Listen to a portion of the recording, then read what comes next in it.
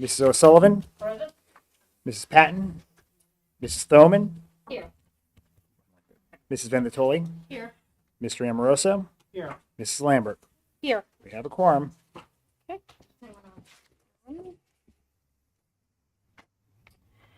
I'd like a motion to approve the regular meeting minutes from October 25th, 2022. Present.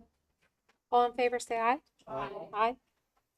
I'd like a motion to approve the minutes from the executive session meeting from October 25th, 2022. So moved. All in favor, say aye. Aye. Okay. Do we know if Mike and Jen are coming at all, or they're not? I have not heard. Jen's, she's on her way. Mhm. Okay. She had a doctor's appointment. She told me at 5 that she was about a half hour, 40 minutes away. Okay, that's fine. Okay. Communications? One second. The only communication is enrollment. September of 2022, we had 3,441 students. In October of 22, we had 3 additional students at 3,444. And if you compare that to the prior October, we were at 3,493. And that is the only communication for this evening. I'm going to skip President's remarks since we're all going to be remarking during our retreat. But anything that we have to say, we can say during our retreat. So with that, we'll move right into the administrative report and the board retreat. I think you all have a folder. Do we have the agenda? The agenda's not in there. I have a copy of it. I have the agenda. That folder is just curriculum resources. Okay. So do we have the retreat agenda anywhere I have it except somewhere. in our form? Oh, you have one? Okay. Okay, so, right. I have an electronic one too. We have, okay, so on our retreat agenda tonight, we don't have to do things in any particular order. So I will tell you, we have a little bit of a legal update, curriculum, policy, finance, personnel, board norms, and school security. So what I'd like to do is, since Jen is coming, and I do think she had some questions herself about curriculum, we will hold off on that. Let's start with policy, old outdated policy that needs revision. Who put that one on there? That might have been Jen. Oh, that might have been Jen. Okay, so then we'll skip that one too.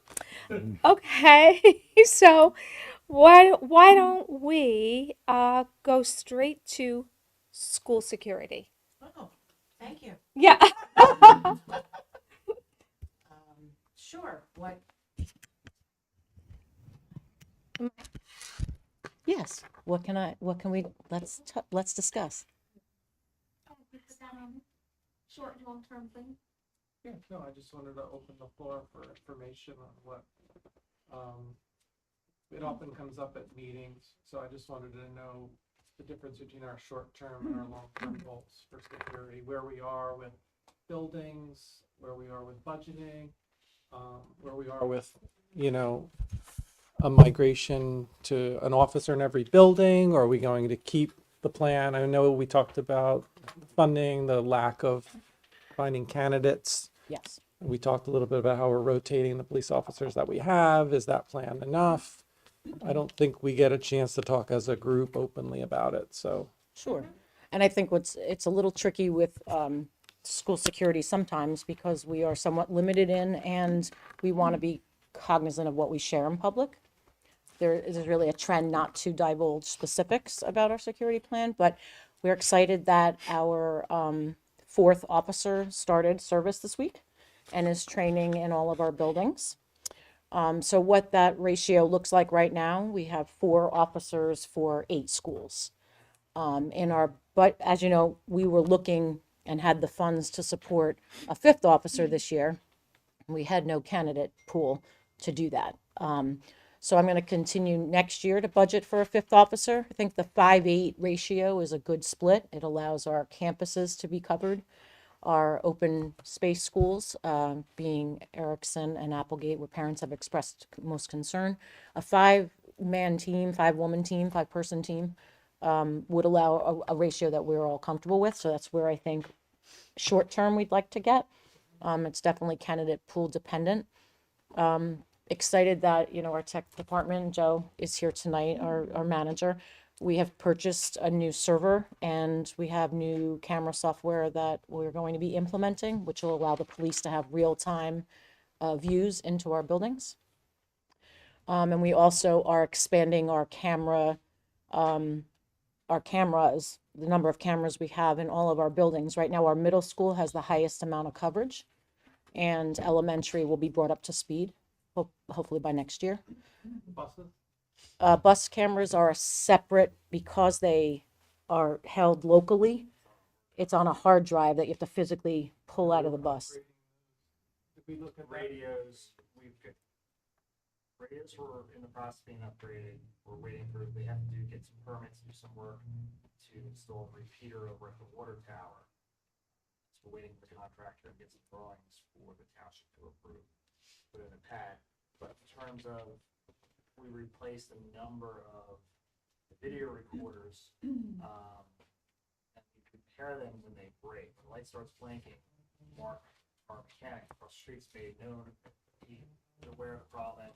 He'll come and he'll purchase on our behalf parts from Sion. Bob, can you put your mic on? I'm sorry. But because they stopped servicing during COVID, they lost all their technicians, and they weren't coming from upstate New York anymore to fix our. So it's basically a DVR in the bus, and if it breaks, it's up to the driver then to, if they notice the lights blinking, hopefully, to notify Angie, and Angie has to get it fixed. When I was down at school boards, I attended a seminar with a lot of other districts about this topic. And the buzz is kind of, because of the lack of bus drivers, the buzz is to, when you upgrade, they have some vendors that actually allow you to monitor, the parents on an app can actually monitor where the buses are. The kids get on and off the bus. The driver doesn't have to even account for the kids coming on and off the bus. There's a lot of technology, and they incorporate that into the camera and into the drive upgrade. So I don't know if we've looked at that, but I just throw that out there.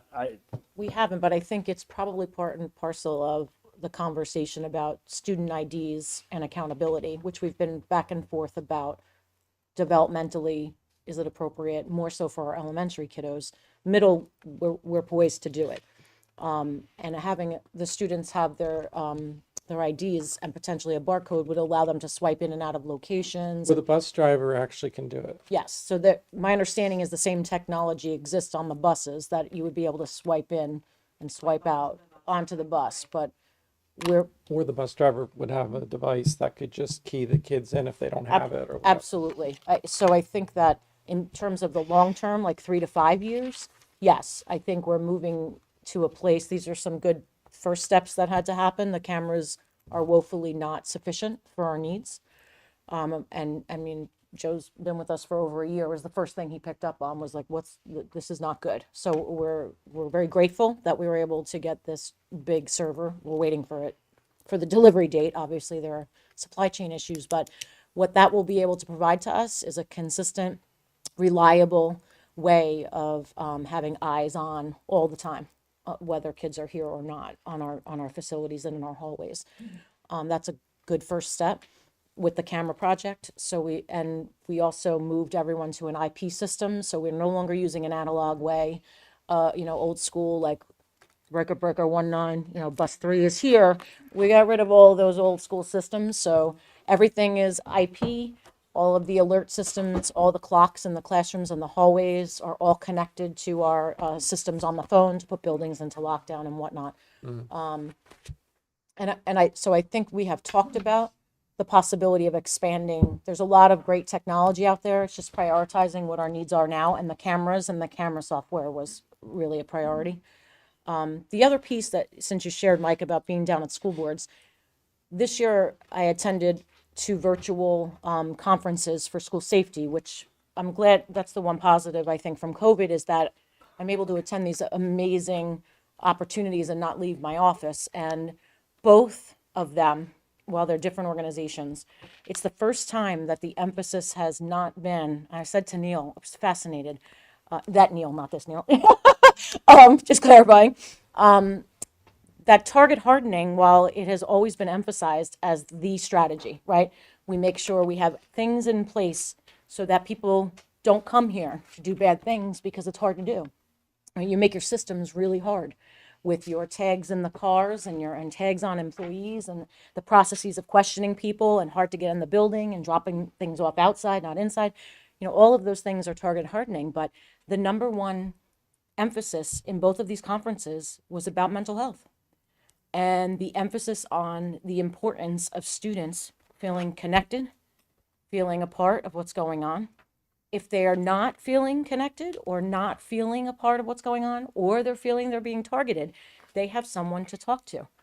And they have a means to get that message to another human. And that oftentimes we might overlook some of the things that our own students might be seeing. And so allowing our students the voice to say, I'm concerned because Neil said he's really unhappy. Like, I see his Instagram and he's posting a lot of things that are concerning, to feel comfortable talking to a trusted adult about that. And I was blown away. It was every speaker, every session I sat in on, that the first level in school safety planning is the mental health of students and staff. No doubt, no doubt. Yeah, And I was it's at the fascinating, Monmouth fascinating. County, I was a representative for us, and they were talking exactly what she said about the suicide and the mental health.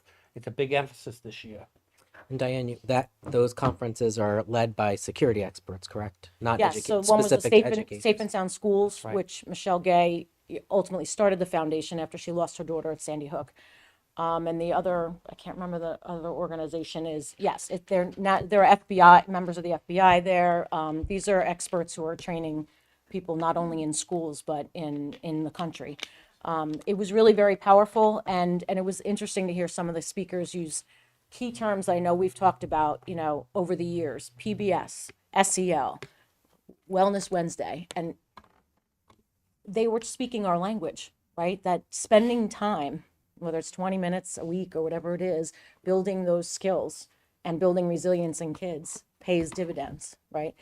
And it was just affirming that we have a good basis for what we're doing. So this other technology is sort of like the icing on the cake, which is awesome. Good break-in, because I went to an SEL conference. Ah. Also. I served it up for you, Mike. You did, and I knew nothing about it, admittedly, and I was always a skeptic. And actually, Howell did a great Doubter. presentation. I don't know if you know the folks at Howell that did it, but it was one of the most popular sessions. Really? And what they did was they had the students learn like these card tasks, and they became masters at the game. And then the people attending the conference got to rotate through the stations, and they got to show their leadership role by training us on how to learn this card game. And we kind of rotated around. And by the end, it really showed that by empowering kids that might not be coming out of their shell, it really helps their self-esteem. And so, I thought it was very useful. And I think it leads into what you're saying a lot. So, but I was there's another security part that maybe isn't mental health. That's just safety. Like Yes. leaving a kid on the bus, or there's a robbery in progress in your butt, like be able to monitor the location and of where your child is. And there's a lot of good technology out there that eventually I think is going to get on our buses. I just don't know when, but other districts agree. are looking into this, and some already have it. So, if it's freezing and your bus is going to be late, instantly parents know, I don't have to go out to the corner. My bus is, 2 miles away, and it's, we're in a world where we have an app for everything. So eventually, parents are going to want to know where their child is and walk to the bus stop or whatever. So that is out there, that kind of technology. And if we're going to upgrade our hard drives and our software, eventually we might want a system that can do all of this. So just Agreed. putting it out there.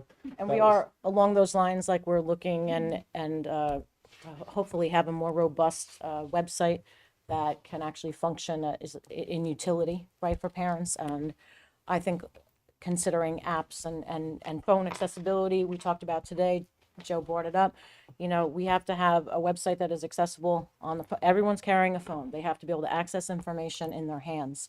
And if what we're doing right now doesn't allow for that, we're already behind. So, you know, we are evaluating all of our processes. I can say from a facility standpoint, and Bob can talk more about it, you know, we haven't talked about the facility proposal of vestibules in a really long time. And that is something that will continue to require a referendum, you know, so if it's something that we are going to have to address at some point anyway for facilities, that'll be a decision this board, you know, decides. Do we want to consider vestibules for our schools? It's a significant cost. But right now, West Freehold is the only school that has the benefit of that vestibule. Do they really use it as a vestibule though? It's, you this can't, year. you kind of get trapped in the box. Yeah. What is the date, like, how does that work and what is the data on that? Because I've never, I don't have the data at my fingertips. sure. Just So, in no, but I will, Is yeah. that specifically for like gun safety?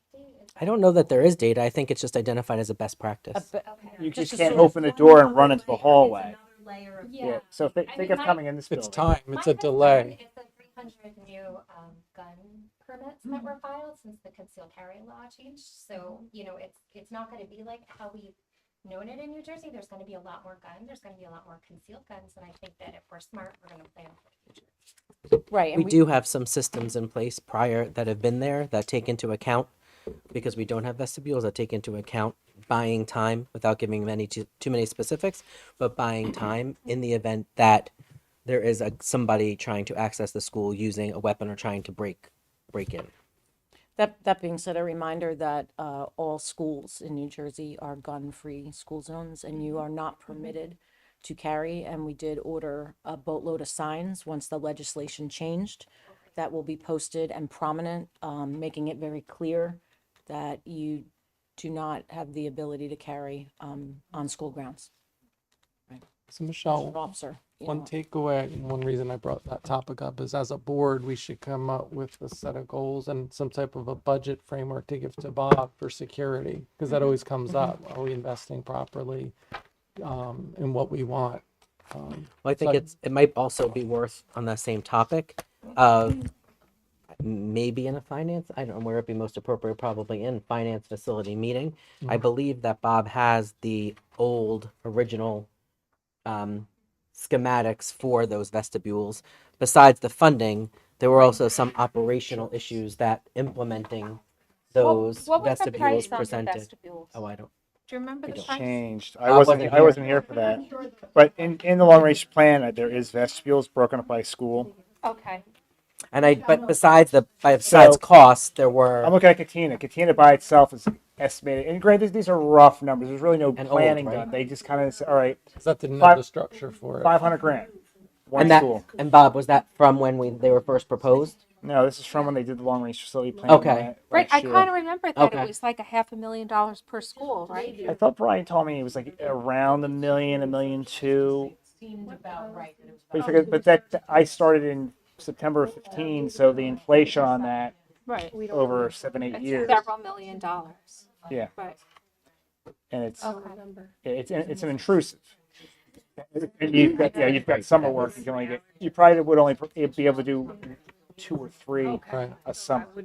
Just God forbid you don't get finished in time and make all the changes. Well, if it was something that we wanted to do, we'd have to have a plan that, even if it was a multi-year plan. Right, You know no. what I mean? But I do think before, aligned with that, before you make that plan, you should make sure that what Bob has as that proposal is something, at least from a committee, to inform Bob at the committee level that is something that you want to consider to budget for. It's not something that's a quote unquote necessity. It might be a best practice. I do remember that it was intrusive on some environments at some schools because of the way the schools are designed. It also requires, which West Freehold doesn't currently have.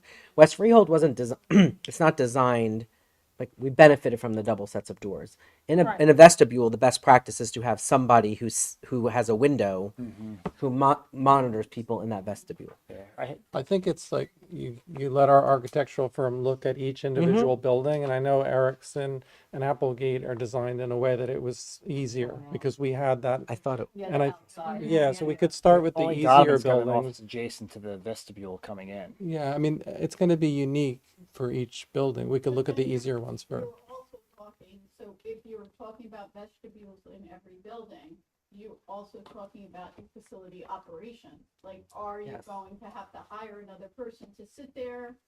How are you going to staff that? I mean, Monroe Schools has, walked into one of their buildings, but they have a person that stands there and signs everybody in and finds out where they're We going. and- Parents Remember, we do- swiped in the vestibule in Robbinsville. We had the same software that we have now.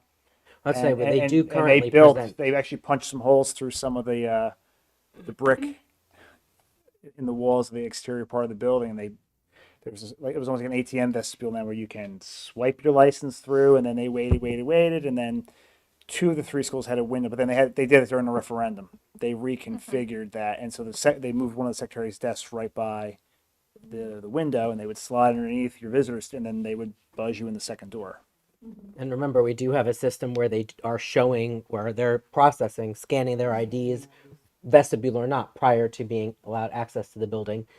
So that's something that we have that, Now, is that at something every that- School now, 'cause I know. yes. we did. Okay, we're rolling So that. that's something that that you would typically do prior to that technology. You do that in the vestibule with the person in the window, right? We Now have do that it outside prior. the building. We do it outside the building.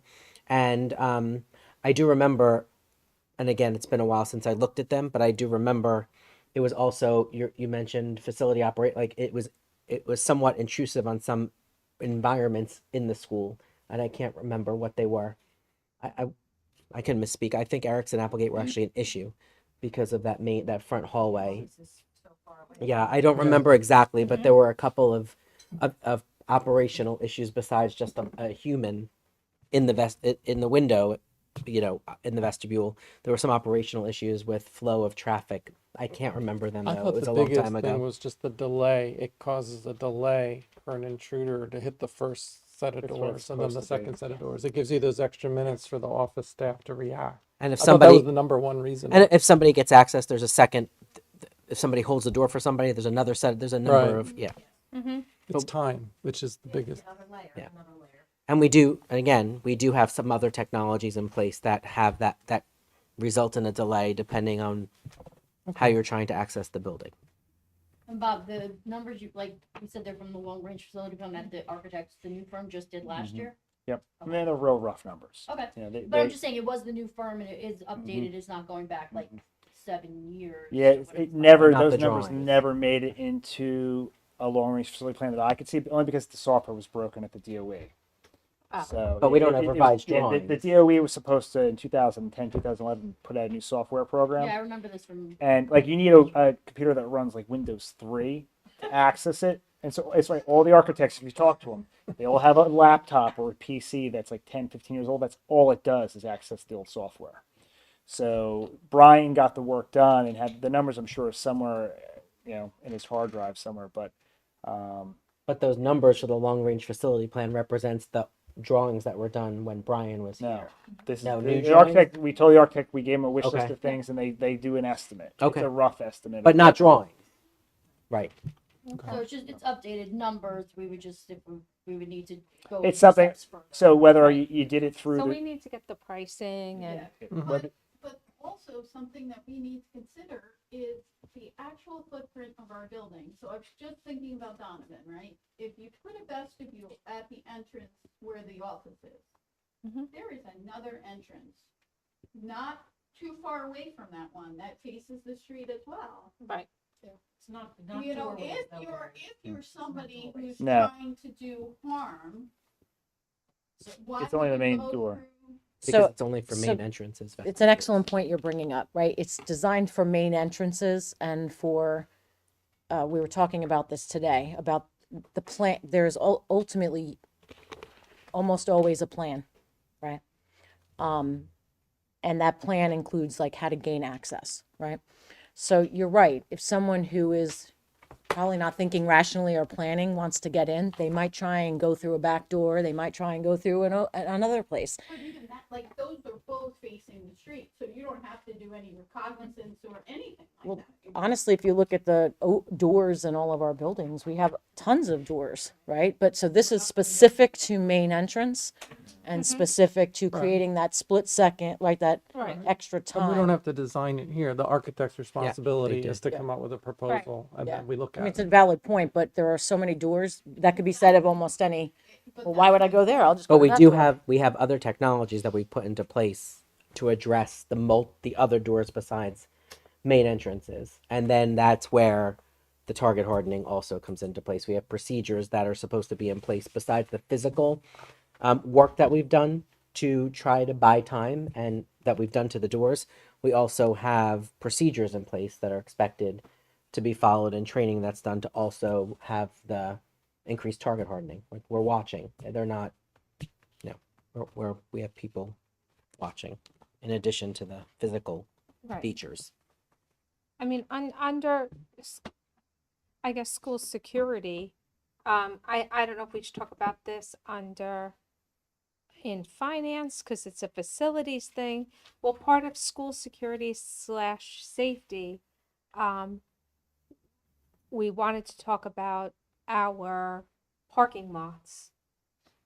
And do we think as an administration and a board, we need a better plan, a different plan? Is it just gonna be what it is, which is a little bit of a nightmare, judging by the feedback I'm getting from parents? So you can rebut that, but I talk to parents who feel that our arrivals and dismissals, and this is across almost all buildings, honestly, with the exception of Applegate, not a single person has complained about any arrival or dismissal Well, there. Applegate was bad, and then now with the extra time, because Okay. Applegate has our buses coming in. It's got buses from the tuition kids that we take in coming from other districts. It has a ton of parents, 'cause it's a big walking area. Right, that's there. why I was shocked. No one's It's- complained to me about the but the Applegate. ex- Applegate doesn't let parents in the parking lot. Applegate stops them. That's true. You go You around have that to right go there. around that thing. Yeah.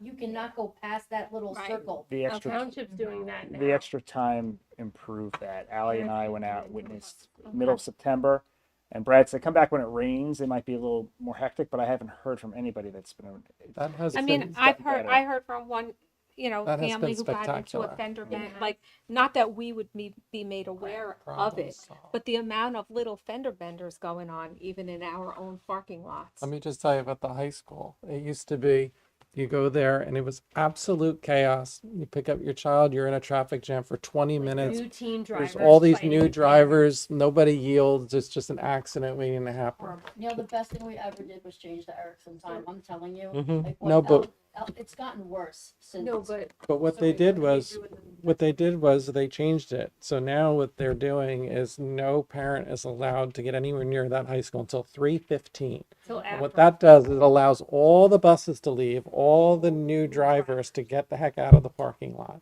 And then all of a sudden, I go in and my Marissa's standing there and I pick her up in 2 minutes. Jen, We what just time is shifted our dismissal? life 15 minutes. 3:00. It's So exactly a 3 dream o'clock? come true. Yeah, and I'm sure there are parents that, like, at first. Maybe were something like, similar if we stagger the Right. time. Don't allow a parent to arrive at a certain window. Like of Bark, time. it would help Barklow out a lot by letting the buses leave first and Yes. tell them. And some of these parents Put out are a notice. driving. They Nobody, don't need to no drive their parents kids. until this Well, time. like works. Jen just said, probably some of the parents weren't happy at first, not being allowed in the parking lot. And I would be sympathetic to that if they had to pick up someplace else. But I do think that there's a lot of people who don't need to be driving. Mhm. Their students are choosing to.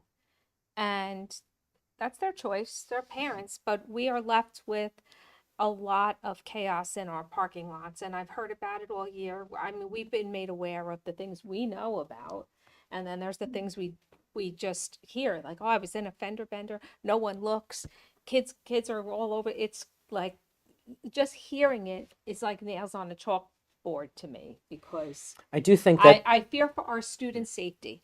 You know what? No offense to the parents, They're licensed drivers. They should know to look. They should know how to be safe drivers. But middle schoolers excited at the end of a day or even running out or they're on to the next thing already. They may not be looking and you can't have eyes in the back of your head. So I am concerned about our student safety in our parking lots if this drop off and dismissal thing. I do think procedure wise, and I'd have to really speak with each administrator, I do think the procedures that they have in place for the conditions that they have are maximizing effectiveness. I know we have issues sometimes with people following the procedures. We stress we have one principal who's not a principal anymore. She might be at the table who used to wave her arms in the middle of the parking lot, like, get out of the car, get out of the car. Yeah. When you drop, Yeah. some people just don't let their children, and I mean walk more than 2 feet. Like, I'm sorry, when I hit curb, get out of my car. Like, I hit street, you need to go. I'm gonna slow down. But they slow down the line because they wait to get as close as possible to the front, and that delays, and then that causes issues. Right. The others are, and Donovan does a great job here because they have a neighborhood school with lots of walking. They have a lot of staff outside saying, like, don't get out of your car. They're putting kids in the car. We don't, that's another one is you have to, the child has to get themselves out of the car and go. There's a lot of who want to wait until they see their child walk through the door. And then where the accidents happen that I've seen, parents behind get fed up that they have to wait and they're in a hurry and they Right. go around and then But the that's person where goes. I'm saying that's where That's you. where you need to have staff. So it's Can I ask not a question, what though? I, Especially go ahead. like so I did the whole Barklow drop off for a year. I'll never do it again. My kid can walk out of here. But one thing I did notice was there was no staff by the parent drop off. The staff was all by the bus drop off. So parent drop off was like the wild west because there was nobody there controlling it. Like, have we thought about putting a staff member, administrator over by the parent Right. drop off to kind of move things along? We discussed it the first, I don't remember if that we changed that, but we did discuss it. From personal experience, I think that arrival and dismissal are two different beasts. Arrival being a little more controllable. As Neil said, I feel that the presence in the parking lot, like my physical presence, not allowing someone to drive through me, I could control traffic. In the afternoon, they would sooner run me over Yeah. than be late for CCD. And I mean, that I love my parents that I've had, but they will tell you when there's CCD, dentist, orthodontist appointment, something that they have to get to, all bets are off in the afternoon. And so I did find that no matter who is out there, even our officer, there's a lot of Wild West happening at Yes. pickup. It almost seems like it would have been easier to say, if you're picking up, do it on the side of Katina. Like, as an Eisenhower parent, it shouldn't even be allowed where children are walking. Yeah. It should be like, go over there to pick up your kid. Same thing with Barkalow. It should be, go over to the ECLC. Like, we really almost have to separate the worlds. Yeah. They also Yeah. line up Where on the Sycamore. buses come Yeah. out pick is up. where the cars are going through, so that's. Well, what's happening now at the high school is at 3 o'clock, parents start queuing up on the shoulder for the 3:15. The officers there, know they're not getting in until 3:15, but people are queuing up. And then when the buses are gone, the students are gone, the officer gets in his car and leaves, and all the people leave the shoulder and go in, and it's perfect harmony. We can look into that. Right. Here is- Oh, I just do think, I remember, and this is many, many years ago, before we have probably as many walkers as we do now and changed transportation times where people are choosing to drive, dropping off my daughter got a bus to Eisenhower, but just if she had to be dropped off in the morning for whatever reason, a project or late or, missed the bus, it was a little bit chaotic then. So when I have parents telling me it's just downright unsafe, I don't know where our responsibility lies in this, except that we have to keep our students safe. So I think we just have to all just think about it. I think this is just the beginning of a conversation, and it might have to evolve throughout the year, and all ideas are welcome. I mean, Diane, you would remember if you drove up to Eisenhower in the morning, as the cars lined up, she'd be yelling, out, out, out, because if you're 15 cars everybody get out, so those 15 Yeah. can get out of the way. That 'cause is the an rest- issue at most because schools. the rest of them are backed up all the way onto Burlington Road. But she shouldn't have to stand there every morning and scream, "Get out, get out, get!" Like moving people. I have to tell you, PBS for adults. Right? It boggled the my problem mind doesn't then. end there. You get the CCD, and there's Oh. a yellow vest volunteer, and the same thing's happening at CCD. I'd Yeah. say, Yeah, I don't. no, I can drop off at Erickson. Get out and one then line walk and get there. another. Since we've Right? redone the parking lot, Ralph. since the Erickson parking lot was redone, I say drop off is a lot Yes. better situation at Erickson, Yes. 100%. I had an The loop. I had an The loop. Eisenhower parent tell loop. me Yeah, we're Well, that it's new now, yeah. a kid got out, went around the front of the car to cross like in front, like got out, say, behind the driver's side, and went across the front of the car to go, I don't know, meet the friend or whatever. A car was coming around to pass that car that was stopped. He hopped out of the way and dropped his backpack quickly. The backpack got like run over. Like if he didn't drop the backpack and hop, he would have gotten hit in our parking lot. And See, I've you yet know, to see anybody do that, like pass around, like at least at the new drop off at Erickson. Nobody's been doing that. Cause you pull Well, up. here's, you know why that and I don't works? know if that was arrival or dismissal or going to a sport thing, That I works But I for don't think two that's- reasons. Because you're looking at the person that's waiting next to you, because you're going around a loop, and you're not going to wait. And then the bagel is waiting for you right when you walk in the door. Your kids dart for the bagel. Yeah. anymore. Bagel is right there.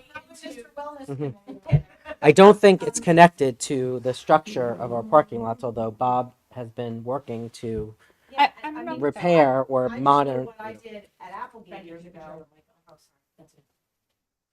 And Bob can certainly speak to what I did at Applegate years ago was engage the police in helping plan what the process was. So I don't know if that has happened since. but- Jen's done that, Jen does that. Yeah. but Yeah. her two things. One is not all of our schools allow themselves to reconfigure the traffic flow like what we did over at Erickson. Barclays, where are you going? The board already spent $3 million about 8-9 years ago to reconfigure that. Right. Donovan, the only way you reconfigure that is you spend probably $2-3 million to take that hill out in the back, which will require more drainage. You don't want to do that, or you pick all the playgrounds up, shift them in the back, and then you expand your lot that way. And then you lose the field. And then you lose the field. I mean, Barclay's pretty big Yeah, in the that's- front. We shouldn't have to reconfigure Yeah. something. People Well, should the- follow What about some App- rule of order. Applegate's There's on findings. wetlands. What about the service Right. road? But we Yeah. did procedure Requiring them to go through the service road and waiting till the back buses are. prior to the You stagger prior the time. prior. I think that's a better answer. Staggering the time Yeah. prior to Is it, but is prior to the parking lot in the front being redone. The buses that was the bus line. The bus line Yeah. was the side and back of the building, which was unsafe as well. The problem is Right, Diane, when you were there? location and proximity to The Barcelo bus Rest went around the there. building, service Right road. It there. wasn't safe either. No, But but if we were to the middle schools were definitely, having being here for a long time, we can remember when the middle schools lacked the bus bays altogether. And when you have 20 routes a day, so that was a huge project. Like you said, that was big dollars. So I think right now, it sounds like it's more behavioral and behavioral training, and probably the need to make sure that we are budgeting for the staff to be out there, because a lot of times it's prior to, doors open at whatever, 7:15. They're queued up at 6:45, 6:50. Yeah, they're You queued know. up, but the middle schoolers are not queued up. The middle schoolers, and this is part of the problem, don't quite leave the vehicle at the speed you would like them to all the time. I pulled kids out of the car. I hear you. Yes. I hear Like, you. you But need to when you leave. build a You need routine to go. that you have literally 3 seconds to get out of the car. Yeah. 3, 2, 1, go! Right? The car's leaving with or without you. Out it goes, right? Yep. It's just behavioral training. Right. Right. And you know what though? And if parents, you learned, you started the second you were pulling in that parking lot. Like you have everything. You have your lunch. You have your backpack on. Like it Here is your flute. Get out. Are you prepared to jump? get out. When I say go, you go. Like, They do have a staff member assigned to pick up at Barklow. I just got. For the parent, over on the parent side? Yes, Okay. Yeah, no, they didn't 2 years ago. I'm, they did in 2 years. That's new. We talked. Staff everywhere. It's Oh, not that's for lack new? of there being staff, it's usually for lack Well, of. there wasn't anybody over on that parent drop-off yeah, side, there wasn't Okay. 2 years ago. Okay. That's why I so asked. there Like, might Well- be now. You know, like I said, in talking about school safety, it doesn't end when the bell ends. No, it doesn't, because everybody's been talking about parking lots. And there has to be more consequences for the drivers. Because at Stonehurst and Stillwell's, and I gotta give it to the Barkalow kids, when they're walking down Stillwell's corner, they're perfect. There's 2 or 3 kids at a clip walking together. Nobody's fooling around. They're going from where they need to go, and they cross the street. They look as they're crossing. But what happens is there's a bus that stops at Stillwell's to make the turn onto Stonehurst. Then there's a St. John Vianney bus that's coming up the other way from Stillwell's that makes a turn onto Stonehurst. And then there are drivers that they want to play chicken with the buses. And they want to beat the buses. Now, meanwhile, kids are coming off these buses. Yeah. And so there are the kids that are walking, they're the kids getting off the bus, they're the kids that are trying to cross the street because that's where they live. And then there's buses turning. So something has to be done with the police department and the drivers. Tickets need to be given. Once tickets are given, it'll stop. Off campus. Yeah, yeah. it's a mile away. I've had a You special would have to education call the plan. police as a citizen. Yeah. Which you can do. You could file You a can. ticket. Right, and tell them. I've done it even on my own block because people speed off the block and pass the bus. So I've done it, and the Freehold Township. Because I have a parks perfect someone at view the corner and watch. watching They're this. not there every day, but you know they'll go to the corner and they. I'm glad you brought up Aware. walkers, because Right. one of the other issues. Yes, So we talked about half-days, this. I But the kids are worry good. that we are going to have some horrible tragedy happen on that corner of 537 and Stillwell's, because there's an accident several We times have- a week there. Yep. We've It's addressed. there. We've actually communicated. Yeah. Barkalow administration has communicated that concern to parents, and parents are still allowing their children to do that on early dismissals. But To, is like, there cross and go have anything that lunch? we can do as far as a crossing guard is concerned on those days? Like, it seems like something that can be You need an scheduled. officer out there. You can't have a crossing guard at Because that it's a- intersection. Can we work with the police department to have, because it seems like that is an accident People are waiting to turning happen, right on and red. once it happens, Mm-hmm. everybody will be saying, we should have done something, or we We're could turning have. right on red, and Yep. for a while the police had a sting there. It lasted for a few days, and they were just ticketing one person after another. I can't imagine how many people just ignore the no turn on red. They just turn. There's Or two push- signs. Push Two through, of them. It's in It's- both it's- directions. or And they push were through the there left turn. ticketing 3 cars at a time for like 3 days. Remember that? I'm saw them telling you, there. I don't know there's what more they accidents. can do. There'll probably be one when we leave the meeting tonight. We'll Yeah. probably pass that, and there'll be an accident on that road. From our perspective, I think Diane already took notes to contact. Diane's the liaison with the police department. I think she's already taken notes to speak with her contact at the police department. But we, At as a least we district, will we do- have addressed it as a district to parents, letting them know of our concern of children when they cross to go to those Yeah. places. And at least if we communicate to the police department saying that we know that this is a safety situation that's gonna happen, then it's in their court. Like, this is gonna be a problem on these half days.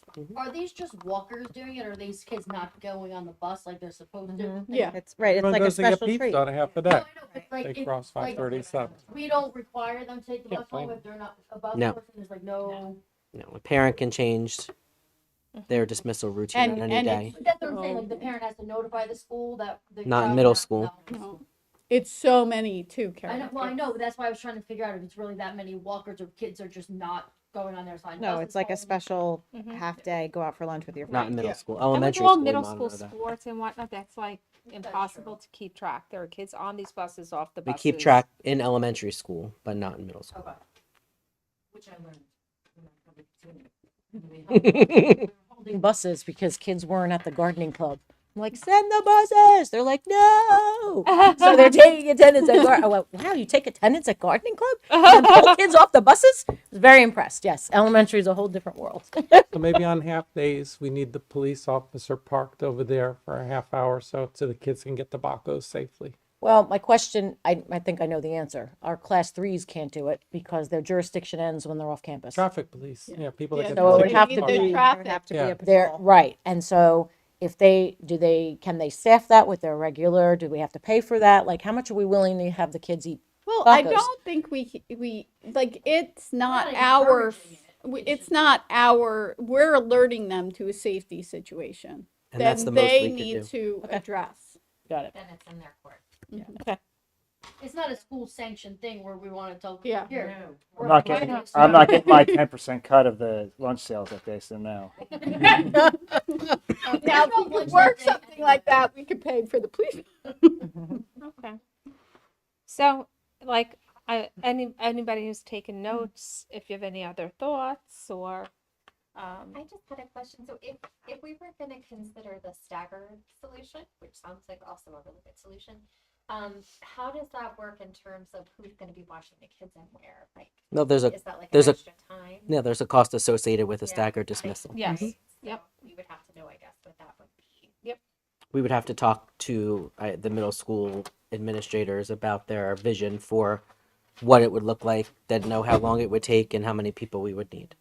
I don't think it's a lot of time. It's 10 or 15 minutes of, it's a really hot spot of time to divide the parents coming in. I think it has to be I feel like two. we did something similar to that when I was in high school and we had to go to the cafeteria or to the gym. Right, we and did. dismiss from there. So we were all in one big place. we used to just be out on the grass, rain, shines. No, it didn't matter. Free range. Yeah, times have changed. Yeah. Okay, any other questions on school security or comments? I guess we're all on the same page, though, about our needs and a desire to, as part of budget and long-range facility plans, like what school security is going to look like in the long run. Short term, we're good, right? And working towards having one officer in every school. Right. No, 5 total of 5 officers for 8 schools because we have our One campus officer models. for each campus, right? That's what we have now. No, we have 4. Four now. Couldn't fill that other position, Right. candidates lost. But we budgeted for it. Well, we hadn't, but we found and there was, voice was supported. But then the second candidate dropped out. So it's true, and those were the only candidates for the positions. So we're happy with our officer who we all met today.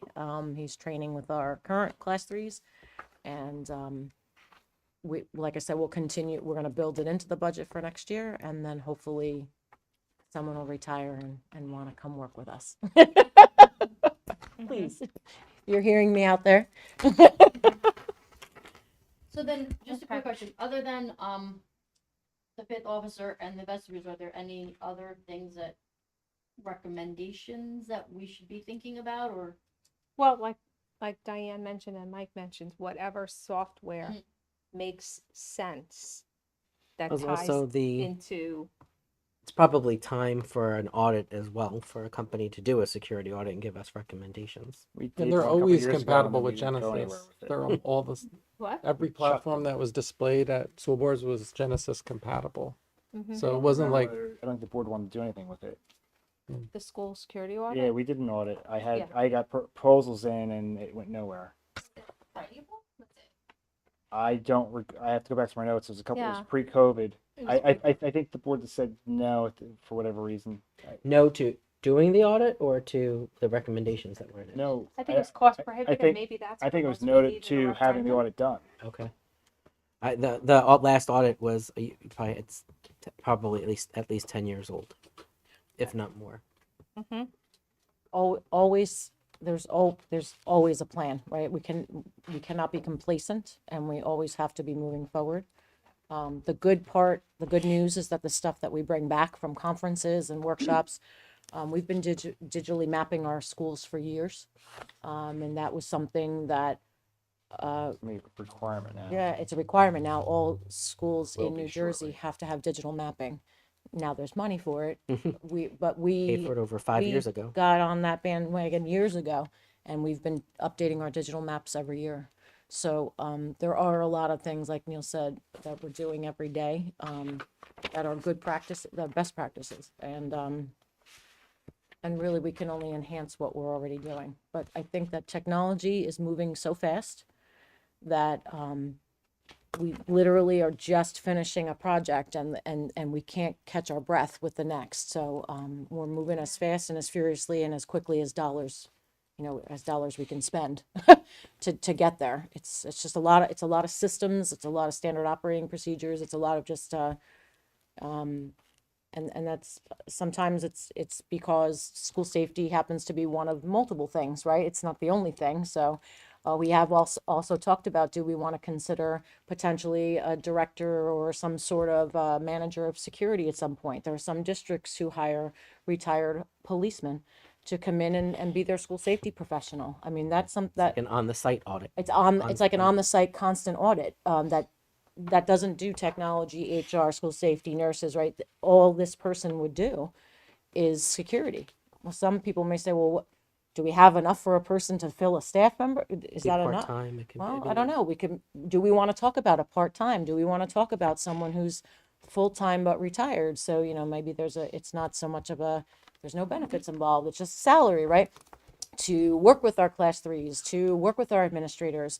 If that is their only focus, I'm sure the attention to detail might be a little bit different, but I'm not sure. So, I mean, we can talk about that. Other districts do have them. Some districts are bigger than ours. And so quite honestly, it's a job in itself to manage. We have 8 schools, so we have, we're decently sized. We could probably talk more about it. Is that something we want to sustain? Right? And those are the conversations we're having, right? Class sizes.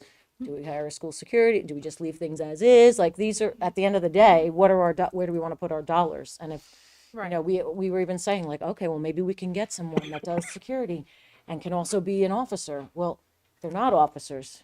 When you're school security, you fall under different laws, right? Then we need insurance for someone to carry because they're not an officer anymore. They're now a security professional.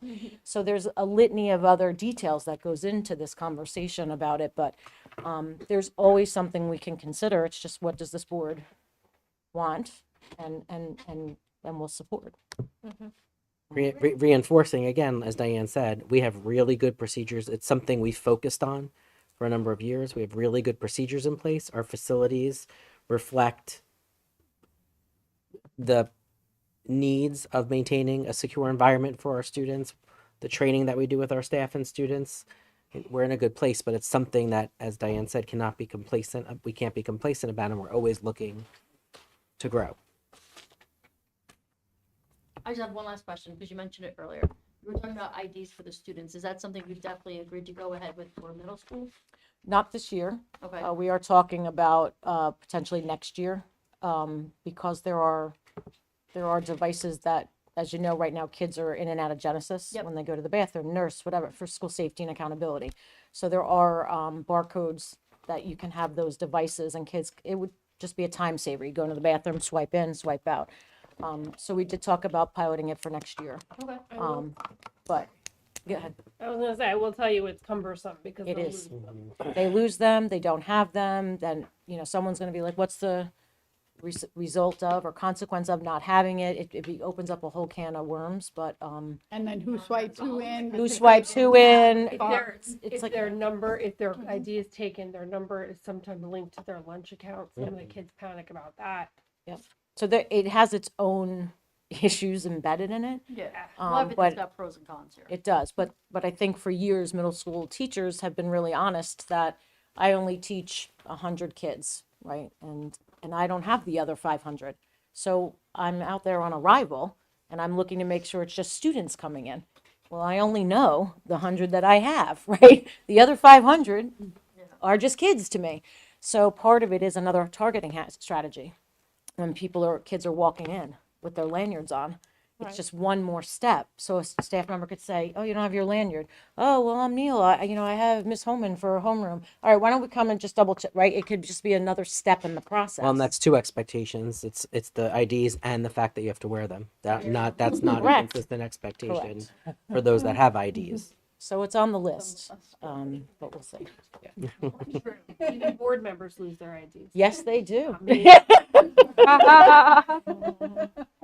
But yeah, it is a lot. Having been the person that used to have to Yeah. make a new ID for kids. Yes. Borough has a good process. Is Borough it- High School. Just to say, like, I'm definitely happy to have the conversation of ultimately having a part-time person. Yeah. Okay. Because I think, you know, I think you do a wonderful job. Oh, no, I'm humble enough to say, like, But you're an educator, that's your. I have an What educator's did safety perspective. expert That's your do, core and what was their competence, role? right? We'd have to evaluate the needs and develop a job description. And some districts Not do sure. have We have a security But professional. after you, several of the pre-K to 8 districts have security. but personnel. after you as a security person, come up with the plan or whatever, train the staff, or what's kind of left? We would have to go and determine responsible. what Are we happens talking now. Like I a know you're school and community responsible, but liaison is it officer, really like they a- have at the No, Diane, somebody to be How like much of your a day, coordinator like, we across the spend district. on school Isn't security that stuff? you guys? But is it too cumbersome? Is it for you? enough to We're warrant not another security person? experts, Would it okay. free you up to actually do educational things? Comes and goes, right? It I don't comes feel and like it's that goes. perspective. I feel it's the perspective of expertise. Like we have become, we do the work, we do the research, we attend Diane does now, the seminars, like we know what we know. It's Correct. just But the This- cost benefit from a board perspective, besides like Right. these would be like, how much of Diane's time can we free up? Like, if this is gonna cost X amount of dollars for a person, we can justify the money based on freeing up her so that she can actually do things that she needs to do understood. in addition to the Well, expertise. what that- I about, don't think like- it frees up a whole Diane. What about one Huh? of the resource frees up- officers being competent and get training in order to lead? Like We become- talked about that, and Yeah, the issue okay. is, we talked about it This from a is- different perspective. The issue with that is, our goal for those officers is to be in those schools. Mhm. So then it takes away from that, because we talked about it the other way around. Like That's if we why it's hire a not part-time person, that big they of a can also thing. be in the schools, but then we're pulling them from the schools. Yeah, but they could still do their hours, and that management Everyone was part fine. could be Got them off down to time. Columbine, and we went They- to I mean, I don't what- know. I during think there would went to be a swipe cards value for staff in to come in and exploring sort of training. having someone part-time, meaning with regularity, Now it's- coming into They work district 2.5 as days a week, as an whatever. expert, Something like safety that. expert, a day a week, whatever it is, and Probably them determining. giant open campus. It is definitely a cumulative thing. It is definitely that, administrators working with staff, educators, like, we have to make the FBI training palatable and understandable so that Yeah. you can, what does that look like for our 3-year-olds? Right? How are we teaching them about what a shelter in place is, right?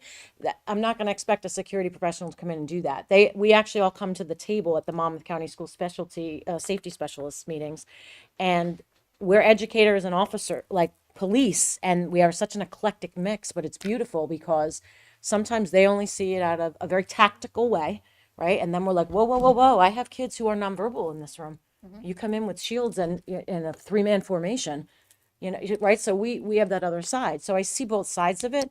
I just never want to shortchange it and never want it to seem like it's sort of an add-on to something. So I think there's definitely a conversation. I don't know that I don't think personally there's enough Is there any work. other district you know of that's our size that is hiring a director of Yes. security? Yes. Howell, Manalapan, My- Marlboro. my- Just as They hired each them. have one. Mhm. Okay. I'd like to know what kind of background they have, like, just to like to see, what is it that you're paying for. could right? borrow So, their like, job what kind of descriptions. expertise or certification. You And can it's get that. hard to fill that position too. I think they've had pretty consistent people from when it started, so I don't know if you're looking new. If I'm not mistaken, Diane, even if we had that person, the role of school safety specialist still has to be a certified administrator. Like you'd still have to, I believe, maintain that school safety specialist status. I would choose to. Yes. My understanding is that my colleagues are the school safety Okay. specialists in those districts, so they are allowed to. But I didn't realize this, I just became aware, you can have more than one school safety Yes. specialist. Yeah. So, and I don't know if that's new, because I don't think that was the case, but anyway, so I would want to continue to do it, but that is just 10 hours of training every year to maintain that certification, which one day of training is usually 5-6 hours. I mean, it's really not that hard to do. And really, I do think there's an educator has to really work alongside this person. But from walking through the hallways and questioning why things are done the way they're done, and it's one thing to have expectations, but to have someone else who really just is questioning the why, and can think in those terms from a tactical standpoint might be good to have. Not that we couldn't get that information probably from our police, but they have like stuff going on, so it's just something to think about. I could pull some job descriptions from my colleagues.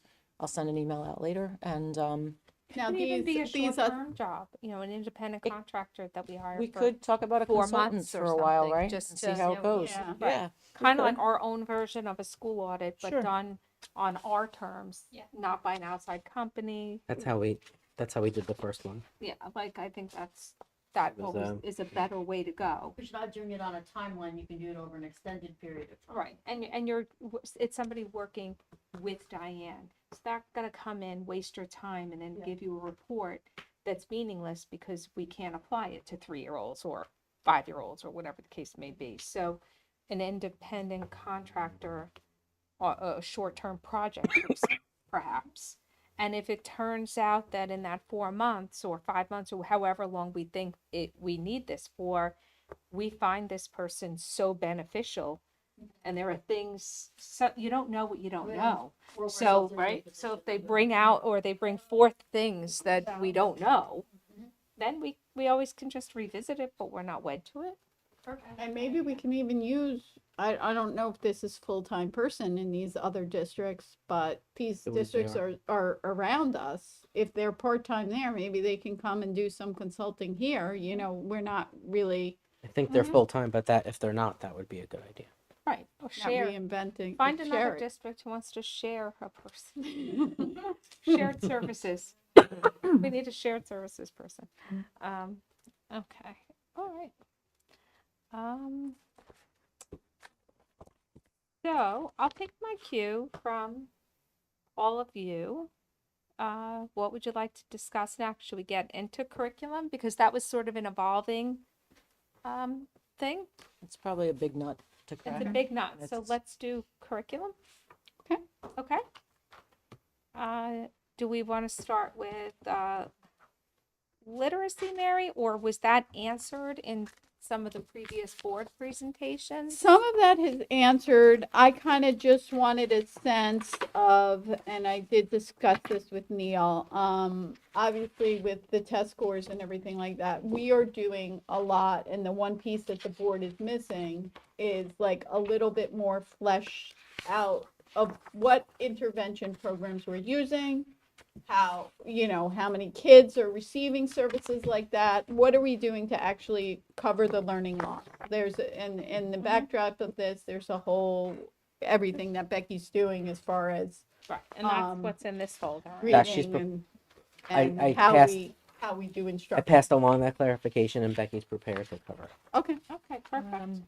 I am prepared to cover that. So a couple of things that I have included in your folder for you. First, and is a research article that I have shared with my committee previously, but it does a nice job sort of outlining what our vision for the teaching of literacy looks like in our district, or is our vision for what it should look like. It moves us away from this so-called reading war between balanced literacy and the science of reading, and really looks at all of the reasons why and how we teach kids to read.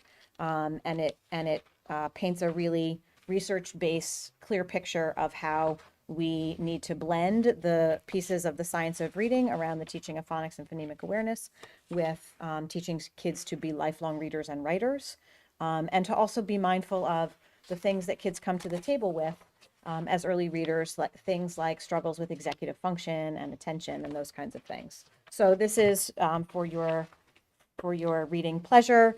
I tried to find, thank you. I tried to find one that was research based, but also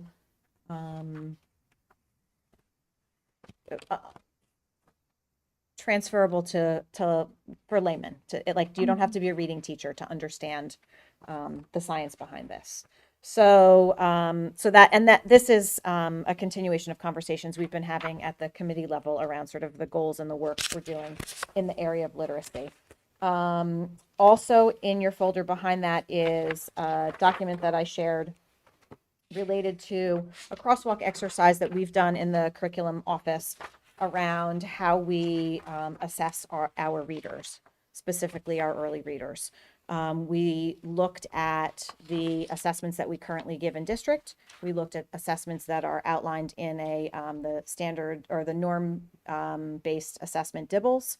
And we did a crosswalk up in terms of what does DIBELS assess, what do we currently assess with the tools that we're using, and what maybe additional assessments are we using as a district to get to know our students as readers. And you can see from this document that other than rapid automatic naming, all of the assessments that we are currently doing with our early readers are addressed are addressed both in DIBELS, but also in the assessments that we are currently doing with our students. So that was really affirming for me to know that we are gathering important information about our early readers to help guide the instruction that we're doing for them and identifying kids who are in need of interventions or resource support in that area. So are we running DIBELS on every kid? No. DIBELS is currently being used as a progress monitoring tool for students who are identified as in need of structured literacy. So any students that are receiving structured literacy as part of an IEP or a 504 or an intervention plan, we are using DIBELS to monitor their progress because it is norm-based rather than program-based. So regardless of what structured literacy program a student may be in, Project Read, Wilson and Orton and Gillingham program, Just Words, Foundations, regardless of the program, DIBELS is a normed-based assessment that can measure kids' progress across all of these areas, right? And we do that to make sure that regardless of what intervention program we're putting students in, we're measuring their progress as readers. We're not measuring their progress against the program that they're in, right? So they're not taking a Wilson pretest and a Wilson post-test. They're taking a norm-based test to show their progress as readers as opposed to their progress within a program. That make sense? But we are not using it to identify the students who are having reading difficulties. It's not a screening tool for us. We don't need it to be a screening tool for us because we're using all of those things in other areas. That being said, if we have kids who are struggling or we do our district assessments and we identify kids who are struggling in particular areas, we do have access to DIBELS to do another level of assessment if we need to. But we're not using it as a screening tool for all students, no. Okay, now when you're making the decision on programs, that whether a kid is for Orton or needs more of a structured literacy program, are those being made based on the expertise in the building, or are I'm not making those decisions. Those decisions are exclusively being made by the experts in the buildings. Yes. Okay, but is it based on, so if we only have Orton, Gillingham trained educators in one building, are we just saying? So that's part of what I'm working on from an intervention perspective. And one of the reasons why when I make changes around assignments for supervisors, I've identified the need for a supervisor of intervention, data assessment and intervention, because there are inconsistencies in the varieties of intervention programs that we have access to across buildings. Okay. And that is based on training that some buildings have provided to some interventionists and others haven't.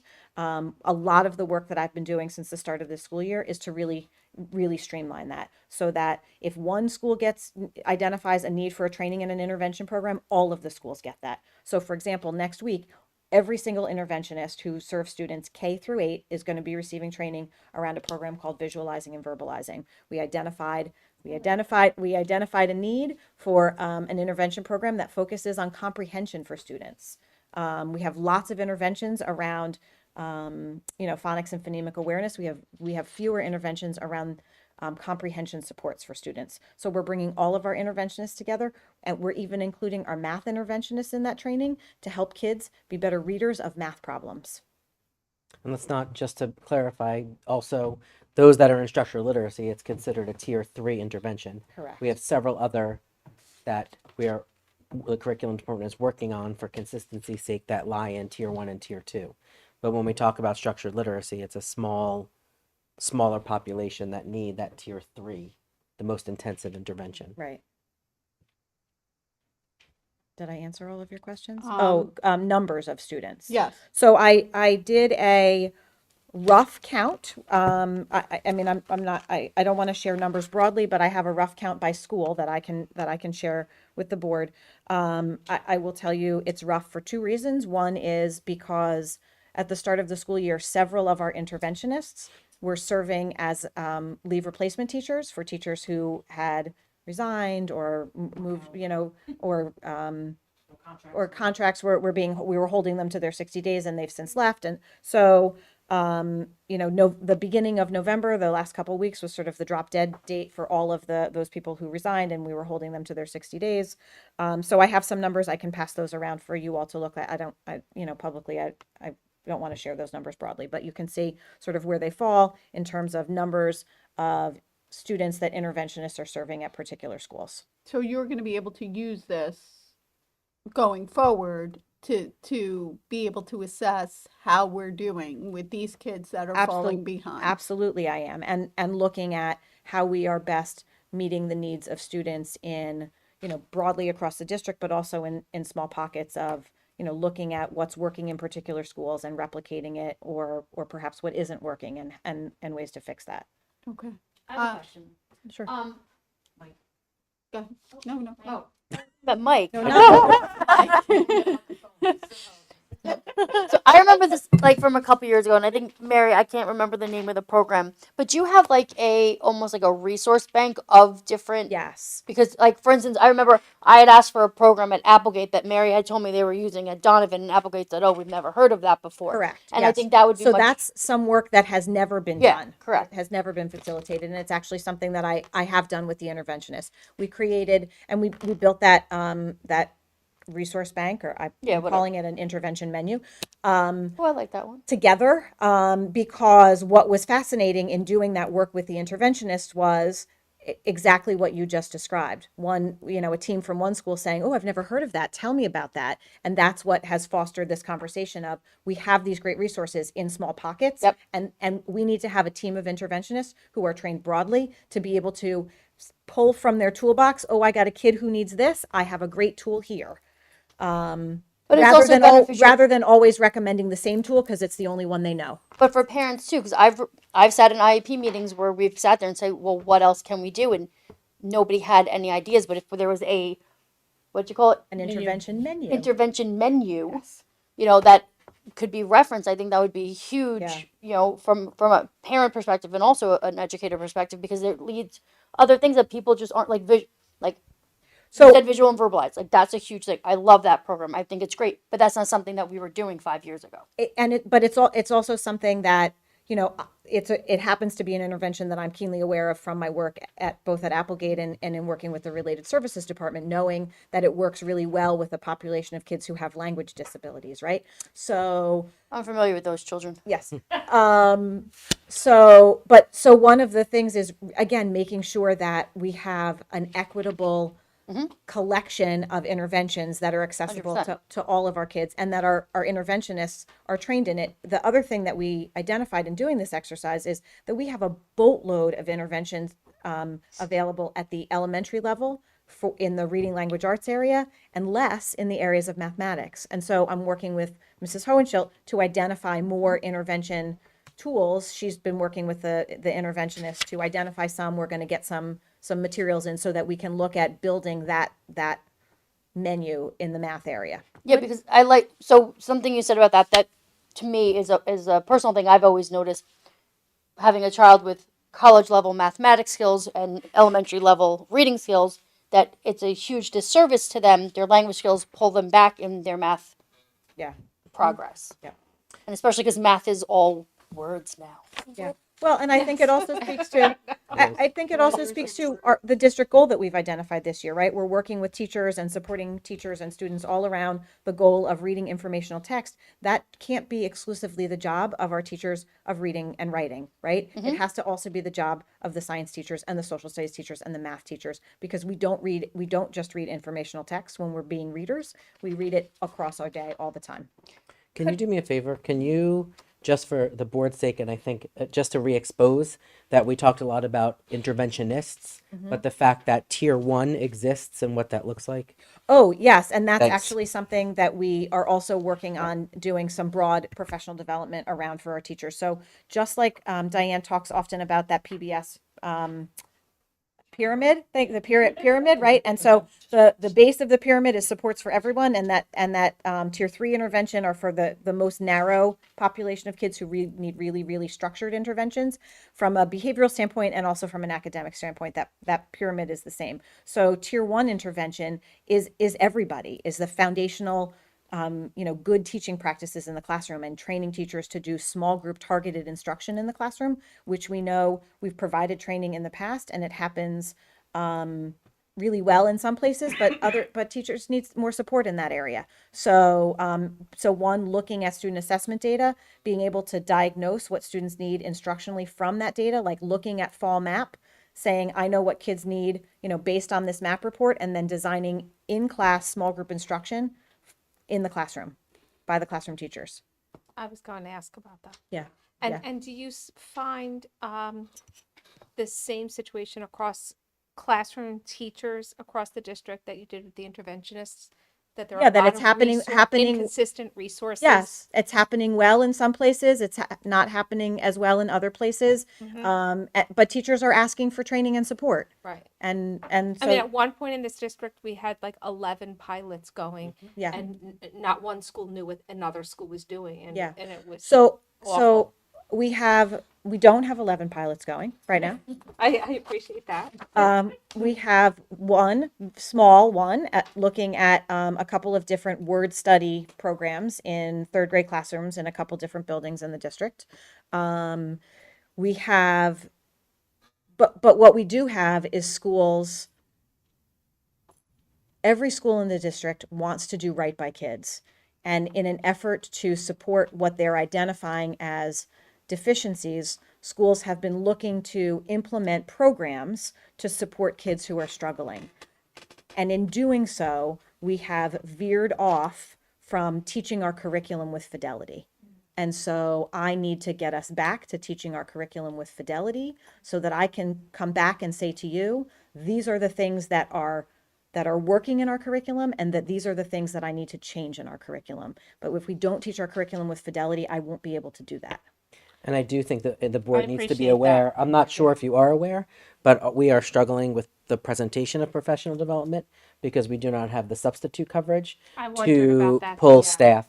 So what it looks like is a very talented group of supervisors working with a very willing group of teachers over the course of 2, or the second is coming up, in K2, 3? K3. K3 literacy. And what it looks like is there's We're calling it a speaker series. yes, and they're doing it. The supervisors are building supervisors as well, working with Katie, who's our district supervisor, and they're doing it over the course of 3 days. Morning, 1 grade across 3 schools. Afternoon, it looks different, but it's the supervisors are doing it basically at least 5 different times. Right. So And we still have struggled with substitute coverage on those days. But weren't we, a goal of ours to have all that done during the summer and not during the school year? We have yes and no. So that would be something we would like. You need to coordination of days. It costs money to pay teachers. Teachers need to be available and willing.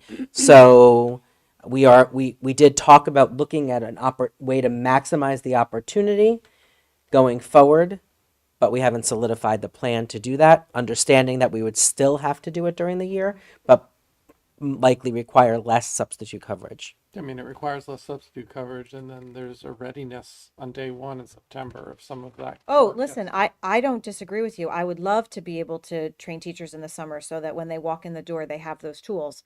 The reality is not every teacher, some teachers work second jobs in the summer. Some teachers, don't have childcare for their kids. Some teachers travel. Some teachers genuinely you would choose not to do that in the summer. And that, that's all of those things are legitimate reasons. And so what that sets us up with is walking into September with some teachers having the tools and others not. And then from an administrative, a supervisory perspective, I can't expect this teacher to be doing the same thing this teacher is doing if they haven't had the same level of training.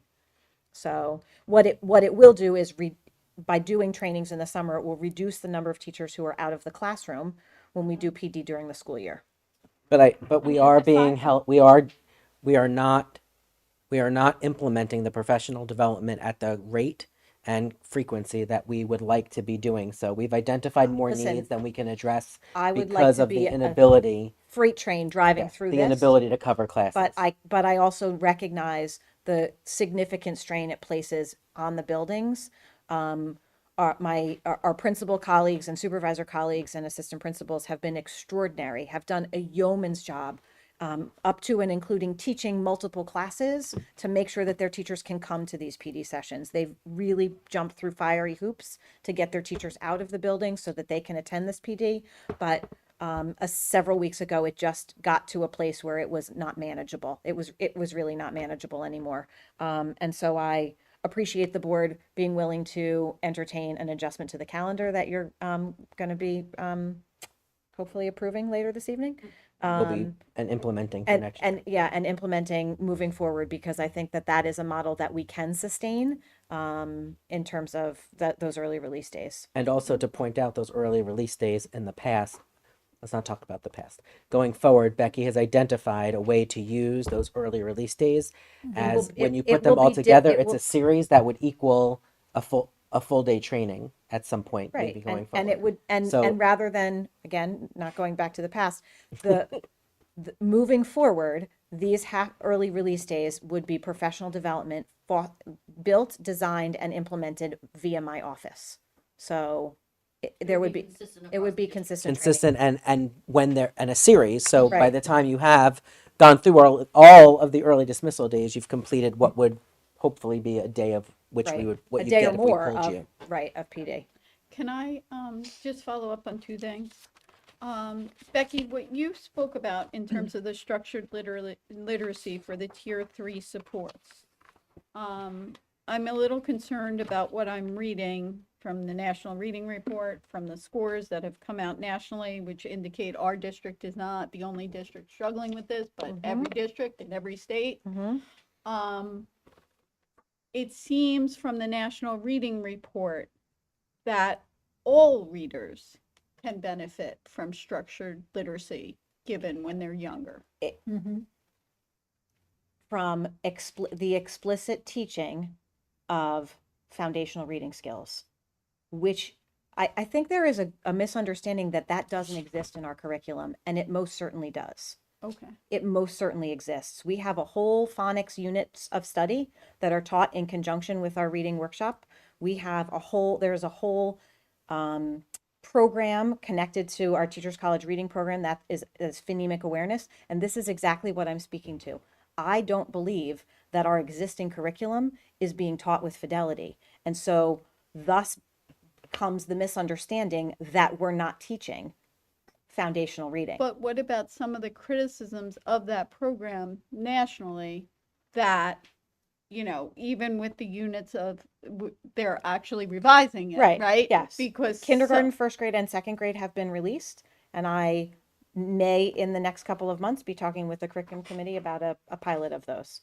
Becky, can you also share beyond the program, the speaker series and what? Sure, absolutely. So the speaker series that Katie is facilitating speaks exactly to what you're talking about. It is a series of foundational trainings around the foundational reading skills, not separate and aside from our curriculum, but teaching teachers to teach the components of foundational reading linked to standards with fidelity. So it's teaching teachers like all of those related things in phonemic awareness, all of the things around, phonics-based reading, but to do them from a standards-based perspective and in conjunction with the practices of the good teaching of reading. So we are not teaching them in isolation. We are teaching those skills, and then applying them in decodable readers so that kids can apply them and be readers.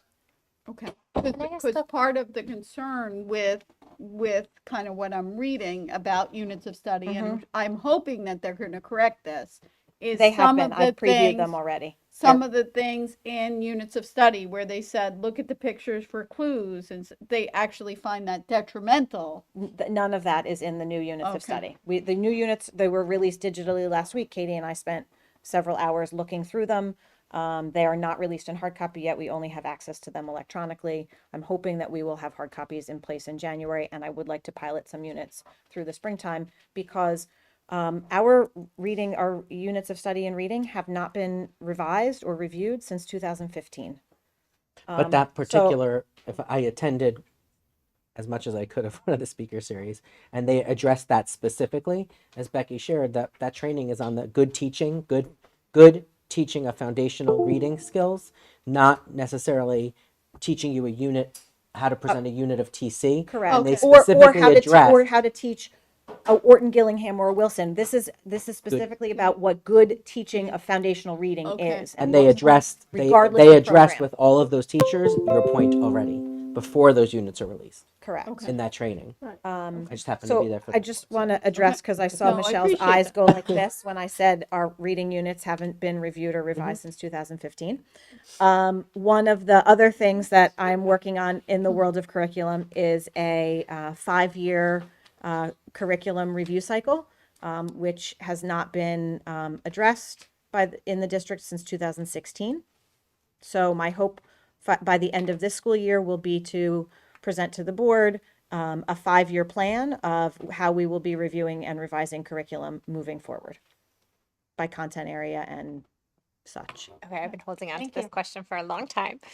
You were talking earlier about the menu of interventionist services. Would that menu be on our website? Would it be available to parents who are going through the IEP process so that they know what's available? So this intervention would be separate from the IEP process.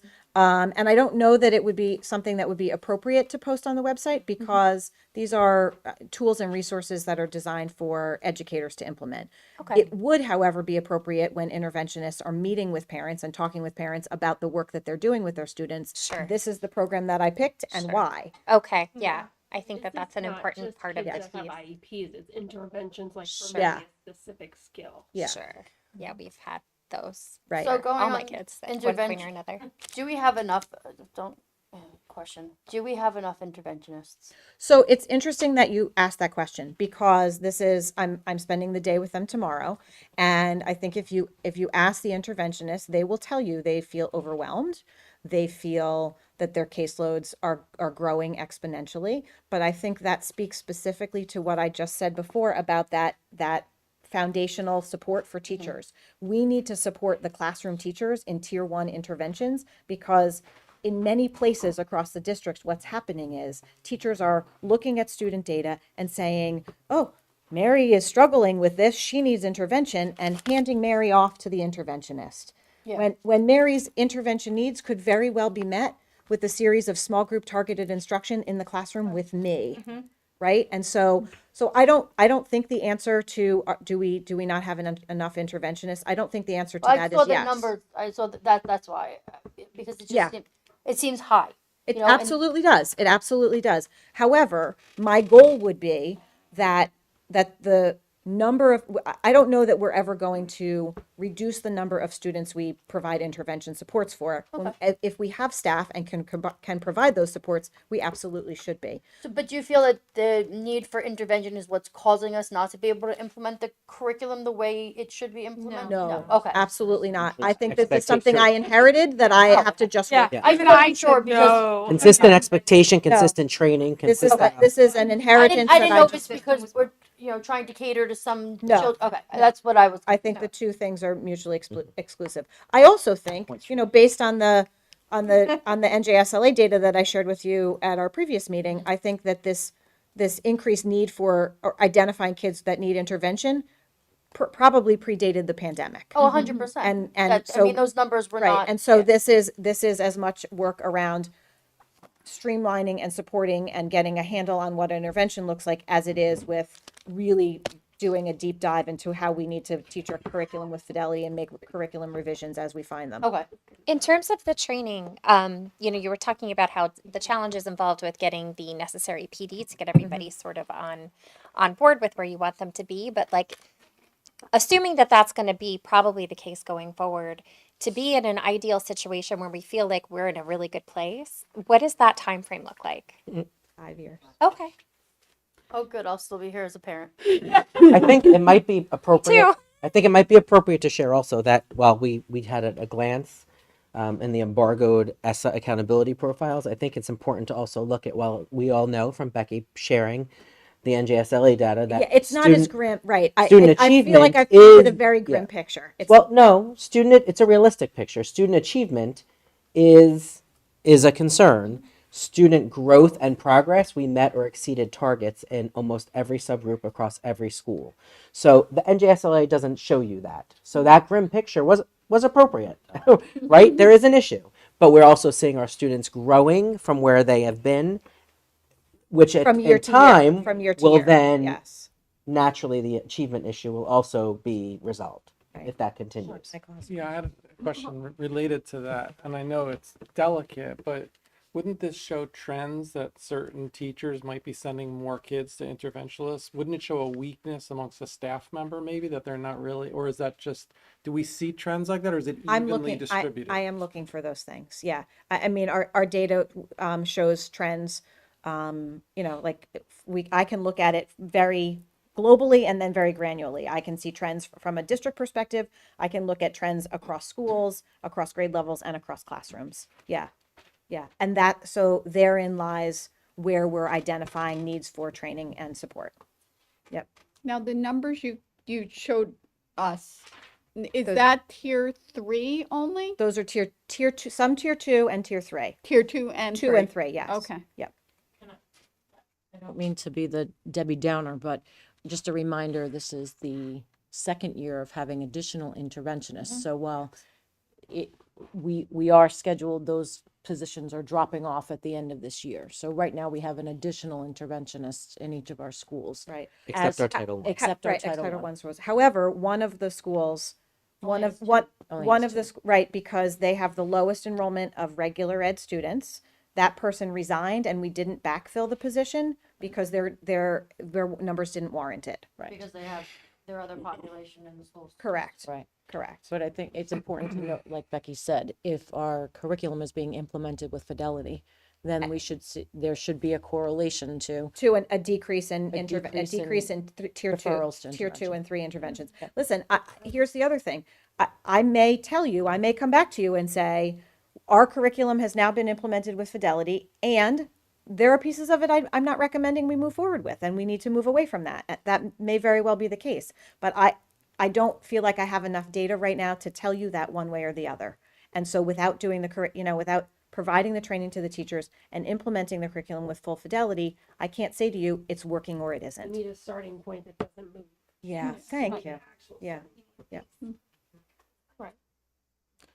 I guess that's kind of where my concern was. I felt like for several years, as opposed to implementing curriculum from a foundational perspective, it was being done from a program perspective. And those programs, you like that? Yeah, you're right. It's You're absolutely right. it's You're not something absolutely right. we've No, said. right. Oh, okay. So I'm verbalizing. You're verbalizing. I'm what- verbalizing my perception, my Yes. concern. I've been on this board a long time. What my concern was and why I felt why it needed to change was exactly that. Was I felt that we were implementing curriculum from a program basis versus a foundational basis, and we needed to get back to the foundation and use the programs as the resources to support the foundation.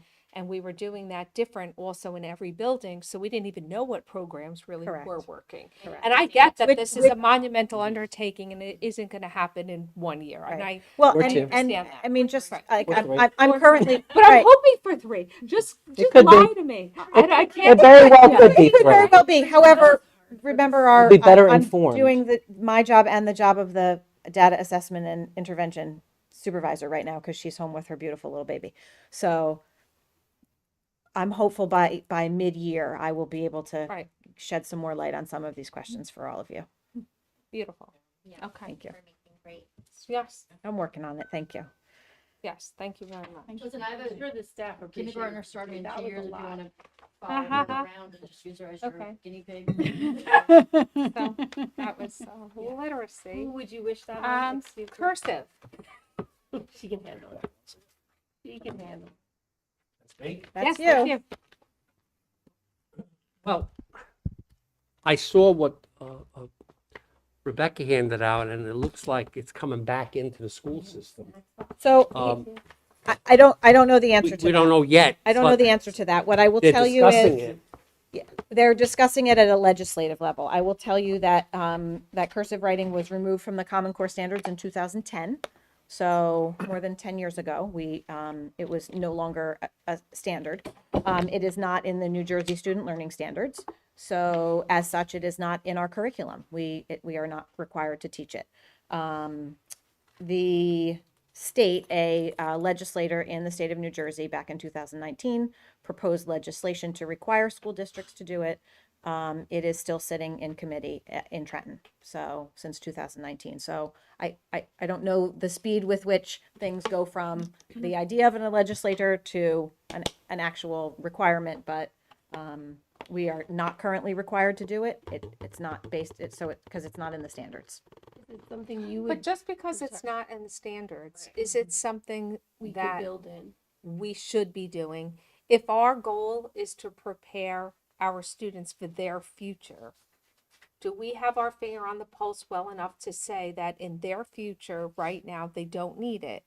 You have older children as I do, the college age. A lot is computerized, a lot isn't, because for one reason or another, certain professors don't do a certain thing. And if you're printing, you're not getting through a final. Right. Now, maybe these So I think kids that has, now, yeah, that has changed. you know, Honestly, there is very, very few things that kids will ever have to write in cursive. I mean, in all honesty, the only thing that I could come up with was their signature. More importantly, what? They can't read older documents. So that's what I was just gonna say, Elena. and colleges So- haven't yeah. advanced. So there that's yet. that's They the only haven't. thing I was gonna say. The only thing that that I would say would be of value in learning cursive, but not learning the way we used to teach it, is to read original source documents. However, because of the generation that these kids are growing up in, all of those source documents are available side by side. So kids can read the Constitution or look at what the Constitution looks like and read it as a print text. May I There's an I put right. in my 2 cents on this? Yeah. Okay. Do you mind if I read something a little bit? Sure. Neil, can I just say one thing? Excuse me, I'm sorry. Wait, you gotta put your mic. Because it goes back to the interventionist and special ed. Because there are certain students that, for all the money in the world, they can't print. They can't hold that pencil, they can't hold a pen, they can't print. But they can do cursive because of it's fluid. Exactly. So they're able to write. They're able to write their names. So just because New Jersey says you don't have to do it because it's not a standard anymore, it's not something that should be totally dropped. So what you're describing would be, if it were a student with a disability, would be something that would be built into their IEP. Absolutely. But doesn't need to be curriculum for all students. Right, but because it's not a standard, and I've had this conversation with many special ed teachers and caseworkers as a parent advocate, that they're saying, well, we don't do it here in New Jersey. I don't really care that we don't do it here in New Jersey, but for this particular child, this is the Elena, way it should be done. I would always advocate that when But we sometimes- have students that need specific, and this exactly right, goes to the connection you made to At the interventionists. regular board We should be able to give students any intervention support or program that they would need. If there is a student who has a fine motor deficit and teaching them cursive would give them a way to communicate their thinking and their writing in a way that they can't do otherwise, then absolutely we're going to teach that student. But that doesn't need to be embedded in our curriculum. That would be something that the student would be taught as part of an intervention plan or an IEP. Okay, may I go, please?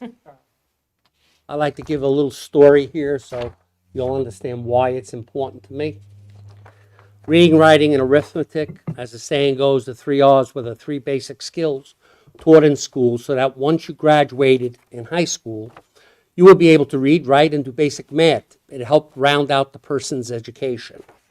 My father, who had an 8th grade education, could read, write, and do math. I never forget his fancy signature. He took a small g and made it large, not wanting to use the regular capital G. It was distinctive. With his low level of education, he became a foreman in a large shoe factory in Brooklyn and later opened up his own luncheonette. My dad signed a contract for the latter. He was able to do it since the education system, public then, taught him life skills which he put to good use raising a family. My mother, on the other hand, had a junior high school level of education in the public school systems. But how she could write cursive and how beautiful it flowed.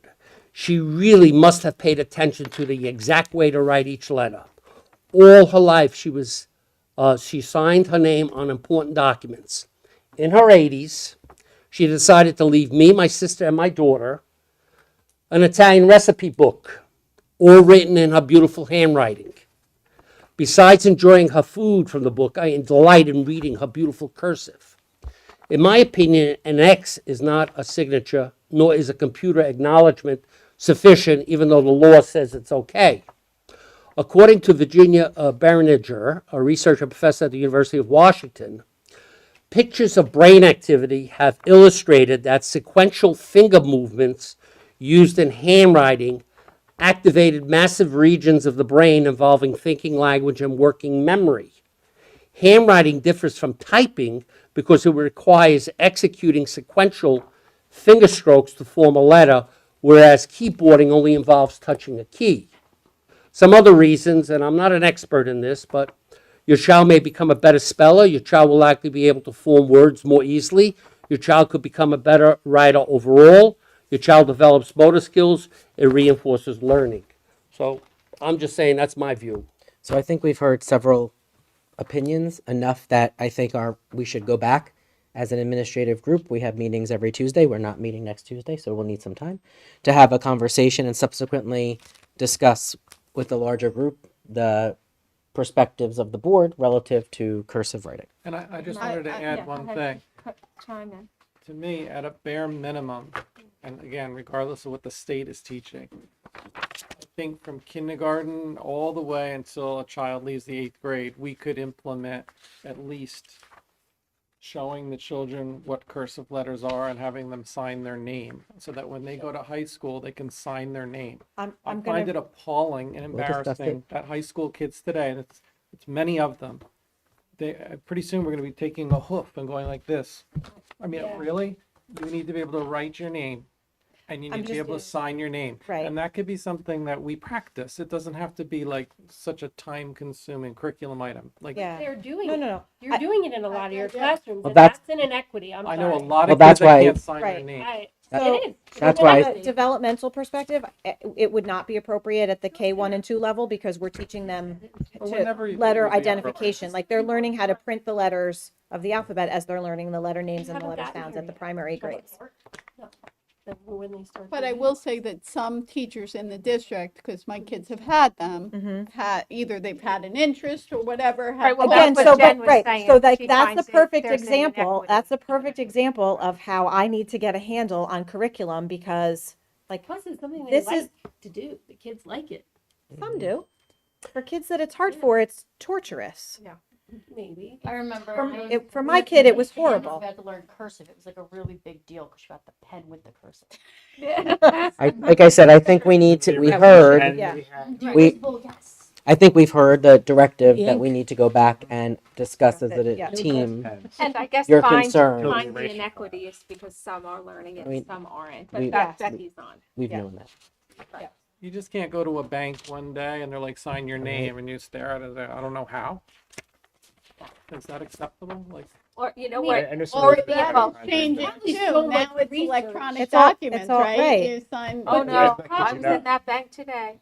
And Michelle's right, that blue book probably is no torturous. second. Like, Made their They mark. still You use gotta them. work Now, fast. you know, and all three of, you know, my kids went to different schools, and I just recently talked to my friend's daughter, who goes to school right here in New Jersey, and still uses the blue book 75% of the time to take I'll finals. tell you though, I was much faster printing in the blue book than writing.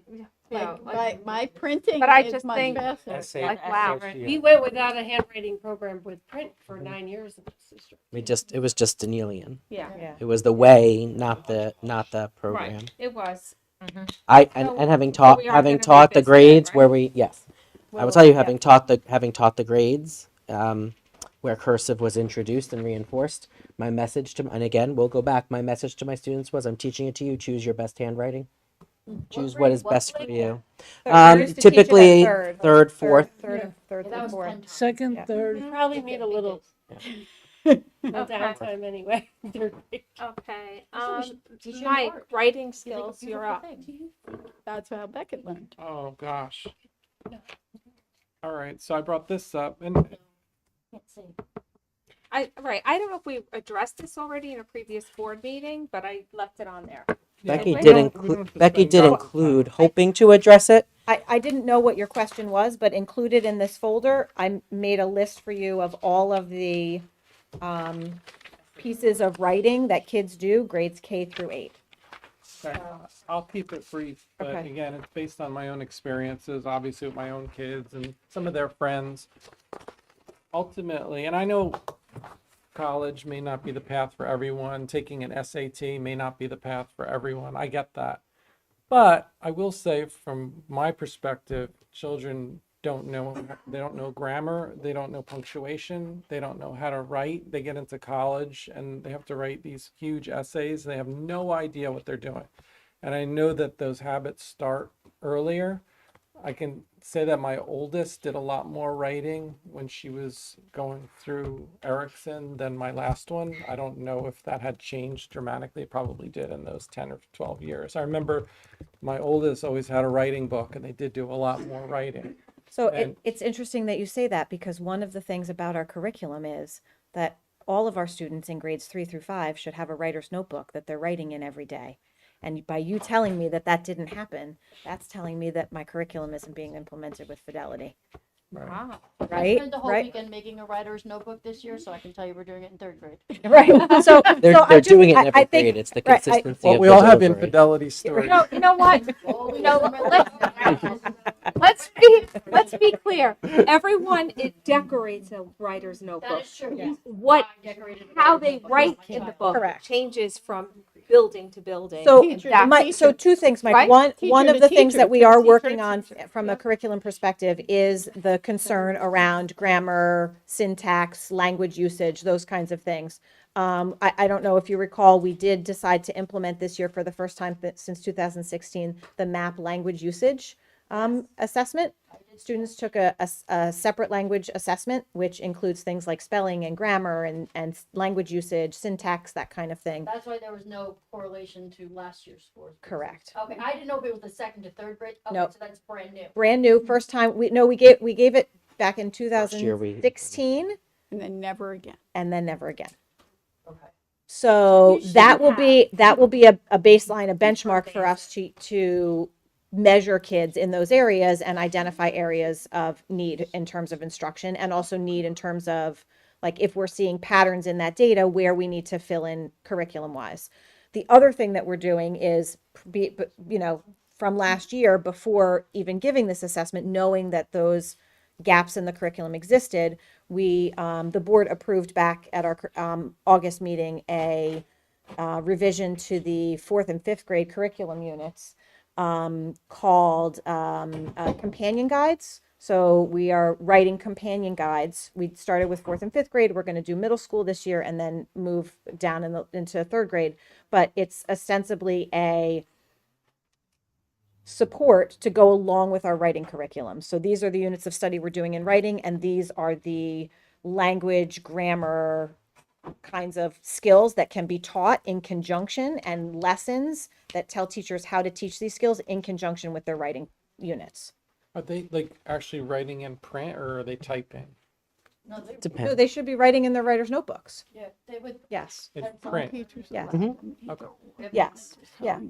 Because ultimately, and I've seen this 3 times in a row now, that recently, that to get into a college, you're reading, an SAT exam, and they purposefully give you a very complicated article to read. And then not only do you have to read that, you have to pick out all the different grammatical problems. You have to go in and get the theme, and So a that lot is of not- students are just like, that's wow, not- I'm so behind. That's not unlike NJSLA, where they have to read 2 and sometimes 3 kinds of texts. Mhm. They have to synthesize information across text. Sometimes it's a fiction piece and a nonfiction piece. So those are assessment, again, now that we're post-pandemic, the first time they took it was this last spring, but that kind of assessment our kids are taking annually in the state's assessment. Okay, as long as we're spending it, to me, that's repetition time. That's really rubber meeting the road in those early developmental years, so that by the time you get to high school, Yep. a lot of that is second nature. Yep. It's Right. just too little, too late to tell someone who's a junior in high school, how to put commas around a sentence. Yep. You're done. Right. So that was my only point in bringing that up, as long as it's being That looked was- at. That was the Yeah. difference. I think also, having had kids go to private high school, talking to the English teacher there, she also taught English at the time at Brookdale.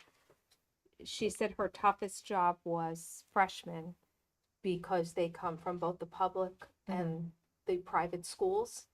And what public schools did really well was creative writing and critical thinking writing.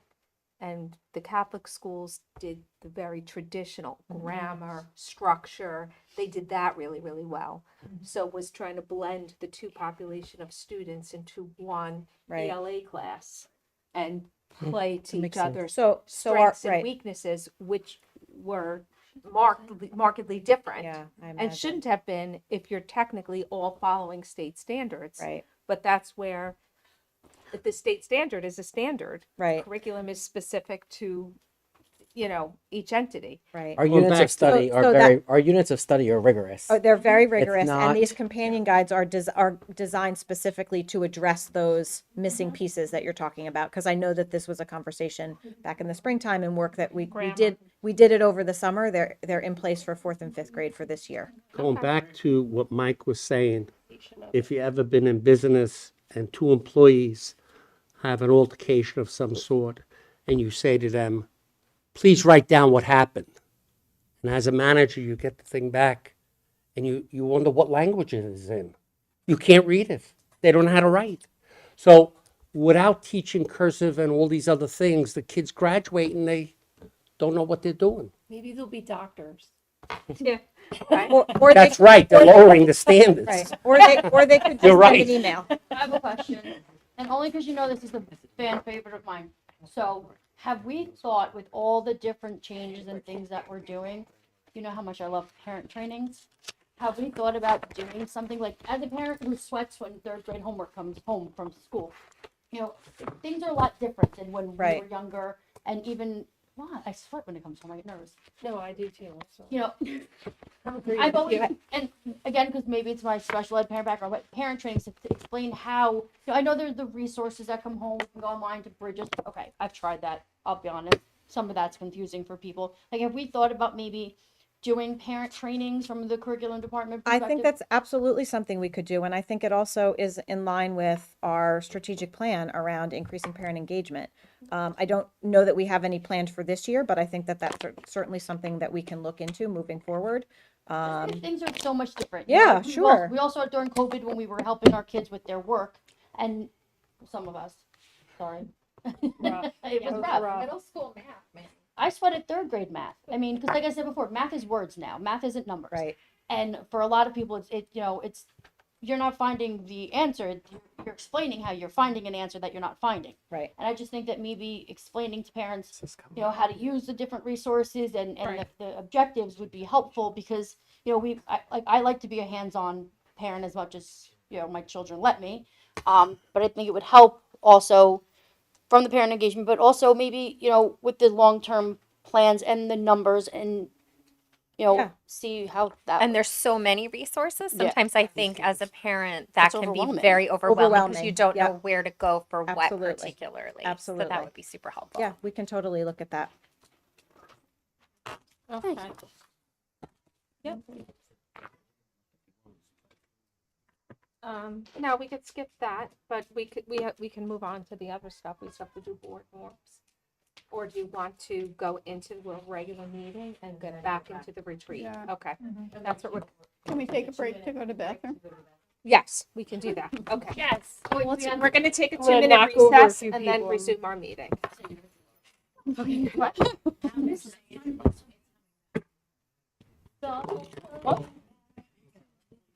Oh, I'll go get the board bills. Oh, thank you. How many do you have? Ellen, You can come help me if you mute want. Mike- Do you want Becky's some? microphone? I should open my car and give you here, Jack. Kind Thank of you. lazy though, across the parking lot. Do Thank you. you want me to open my car and get your tea? I gotta find what's called We have closed sessions first. as well. I don't know how long. It's in here somewhere. We have closed session. I don't know how long. So we're gonna do our regular meeting.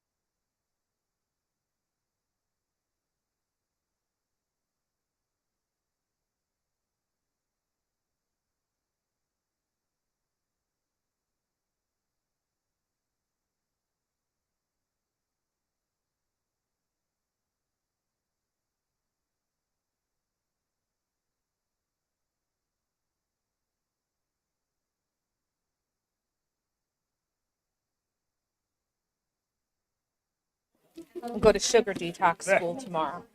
You know, I'll have a headache all day tomorrow for all this bad eating. It's funny. I was last I year. used to, when I used to eat bad, but you know, like didn't, it doesn't phase you. But when you eat healthy, days after days, and then you eat like this, it's like, Yeah, your body. What's this crap? yes, I can't, it's like I can't eat Chinese food because I can't do the salt. I gave up regular Chinese food years ago, Mm-hmm. and when my kids started eating it, I would taste it. It's disgusting. Mm-hmm. It's not. It doesn't have that same good taste that it used to. The fried rice tastes waxy to me. Peking Pavilion will have, I guess, a treat every now and again. It's like the only one we can stomach, and even that is all. It's like, so I've gone to making it at home Okay. myself. Right. Yeah. It's, God bless air fryers and Instant Pots. Beautiful. Okay. We're ready? Yep. Okay. All right. Back to our administrative report. We're into the bullying investigation report. I didn't do the administrative report either, but I'll do that first. Okay. There were 10 reports received out of. Oh, thank you. There were 10 reports received of harassment, intimidation, and bullying since the last board meeting. Out of those 10, 8 were confirmed and 2 were unfounded. Going into this evening, I did want to acknowledge, although we will be formally with board recognition, acknowledging 2 of our staff members. In the state of New Jersey, only 181 staff members were recognized with the Exemplary Educator Award. This year in our district, we are lucky to have 2 staff members, both at the same school, recognized as exemplary educators, Tabitha Maniquez, Phys Ed and Health at Erickson, and our very own Kathy Arman, principal of Erickson.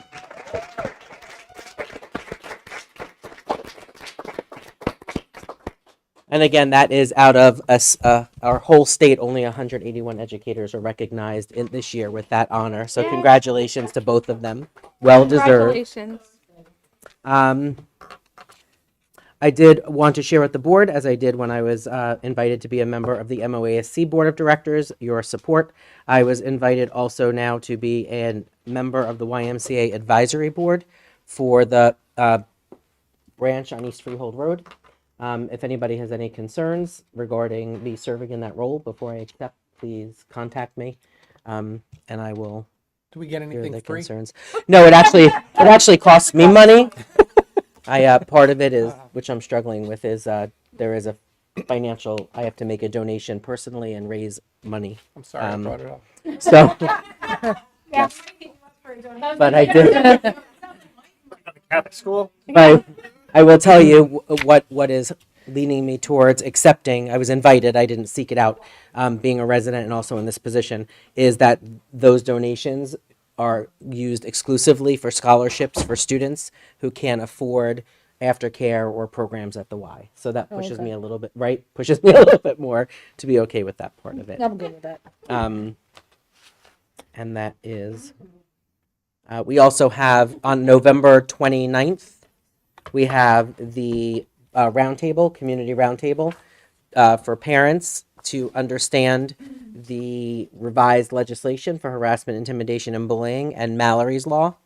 Our board policies connected to that, our procedures, and explaining, because you will notice, while I'm disappointed with the number of confirmed cases of harassment, intimidation, and bullying, there is an elevated number of reports due to a misunderstanding of conduct, code of conduct violations and what constitutes HIB. What we have to remember is that harassment, intimidation, and bullying under Governor Christie, that was legislated. So there is in New Jersey a legislated definition of harassment, intimidation, and bullying.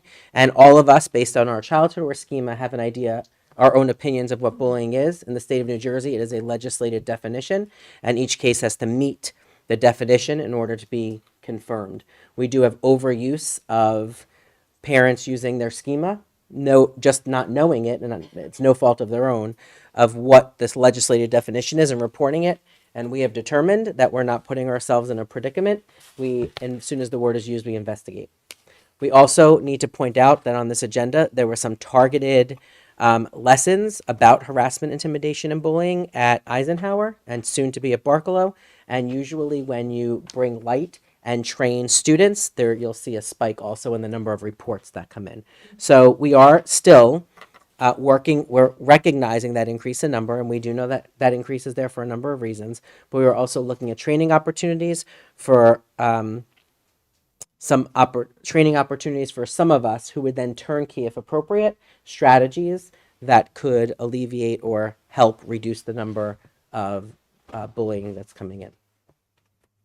Neil, I did want to ask a follow-up on that. Mm-hmm. So it's hard not to notice in the report that it's kind of skewed in the direction of certain buildings. I am just wondering if, our administrators are uniform in terms of how they are looking at the issue, like our training is consistent across the district? That's a question. Yes, our training is consistent across the district. So it's And- not the case where one school is just hyper aware and another school is not. Well, and No, and in some of those cases, while they're separate incidents, they are all. We're trying to meet the letter of the law. In some of these cases, potentially could have been one offense with one incident with 3 offenders. We took the more conservative route and separated each one of them, and that happened, Diane, 2 times at least in that school. So we could have been less conservative and said it was one incident with multiple offenders, but instead we tried to get granular and decided that it was multiple cases. Okay. But we've had 3 of the same exact offense. and I think Exact.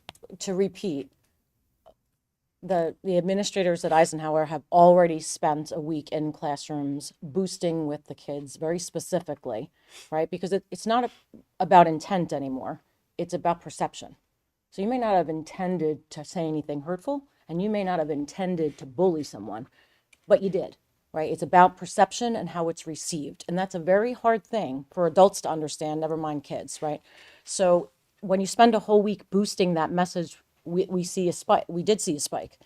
And Mr. Smith will get into classrooms next week or the weekend. It was scheduled, but he was it's gonna unable to be rescheduled. here, so it has to be We are rescheduled. anticipating the same thing's going to happen with clarity, with boosting. It's a PBS 101. You boost the lessons the and light. poof, sky high, there goes your bus reports, right? You've just boosted bus expectations. So that is not atypical, but as Neil said, we are being so overly cautious and sensitive that we are treating each individual student involved. So you are going to see higher numbers this year because we are investigating every darn thing that's even mentioned in any way.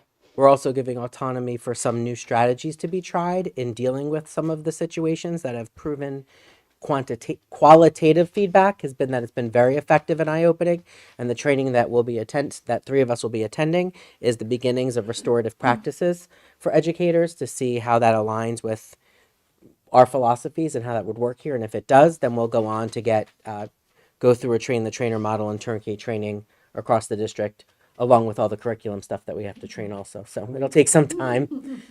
It'll take some time. We made inroads on the victims, like. Yes, that's part of the sensitivity and that's part of the talking restorative to them. practices. Okay. So that's what they tried at the school and hosted a couple of those sessions, and that really is not only for the offender to understand, but for the target to feel vindicated as well and Better. restored. Mhm. Right, so the restorative practices, we're going to try that training out in January and potentially start implementing some of that. And we finally, thank you, Joe, Lena Winter, finally Hipster, we are synced. It literally a game day, an hour before we joined together tonight. Hipster is finally synced, so we are going to begin the training of our anti-bullying specialists in all the buildings, all the counselors, and just playing around, putting some names in there. I already have 3 messages that the HIB I started 2 hours ago is not finished. So Hibster is not only going to help us from a management standpoint, it has multiple components on targeted learning on different attributes that perhaps we need some work on. And as Neil said, there were a couple that we saw a pattern, and we'll be able to then assign those modules to kids and work with them on that victim and accused. Neil, I know in the past, both Neil and Diane, I know in the past we've talked about the fact that there are, a lot of times it's repeat offenders. No, Well, We don't have a lot of repeat offenders. or the same. Similar incidents, Okay. yes, but not repeat offenders. So Mhm. are we able to, with the hipster or whatever other program we're using, are we able to see if the consequences and remedial measures are working? Like, is there a way to, I don't know, like, is there a way to? It's working in, Reporting. That's just, okay. it's reporting and tracking and data, but it's also the way years ago it actually wound up being effective. Mary asked us to have track it differently and across time, which is helpful for us. But by the virtue of that, we don't have repeat offenders. It looks like it is effective. Okay.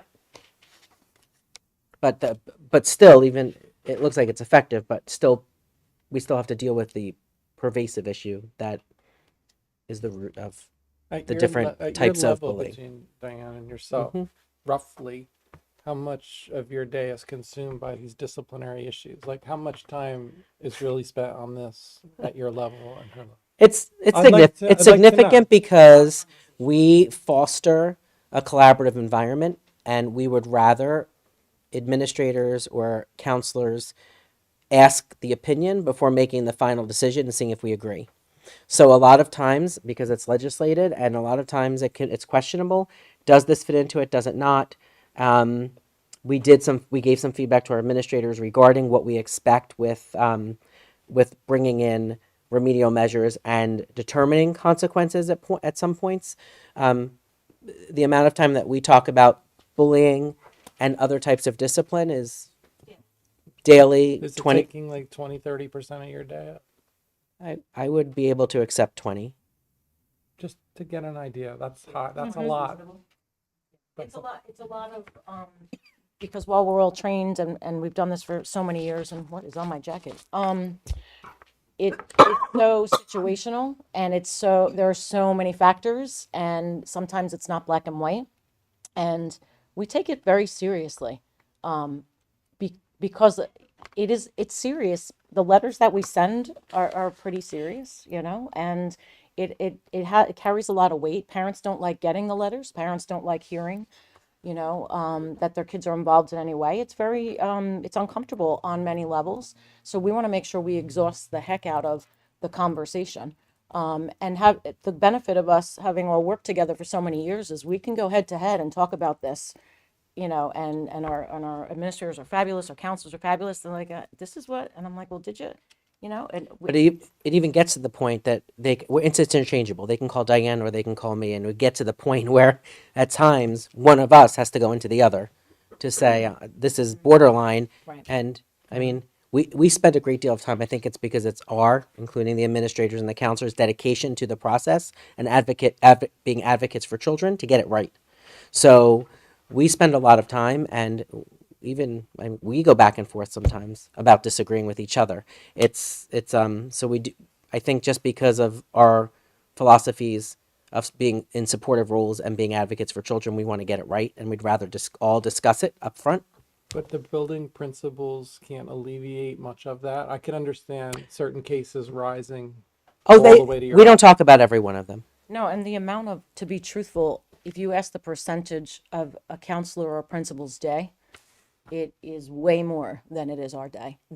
It actually some days keeps counselors from doing anything related to the work they should be doing with children. So in the fight for SEL and all that we know that needs to be happening with kids and groups and mental health and social skills, they are caught up in the quagmire of paperwork and administrivia that has only gotten more laborious in the state of New Jersey. And I mean that truly with all respect. It's frightening. We could have one person that just processes HIBs.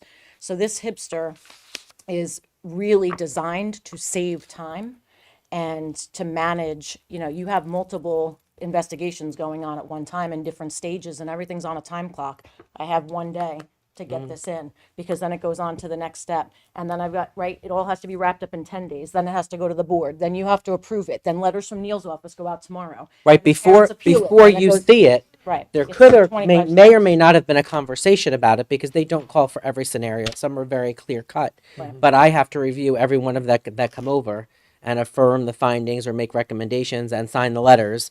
And procedurally, after I sign them, they go to Diane. So Because they're all logged into the state. Ironically, years ago, there was a New Jersey state paperwork reduction act that seems to have just disappeared, and now we're on the other end of increasing all the paperwork But in the state of New I think Jersey. I think that's a good approach, though, the way you're taking. Because if you miss one, they come down on you. It's better the way you're doing it. Thank you. I like the word that Diane invented, administrivia.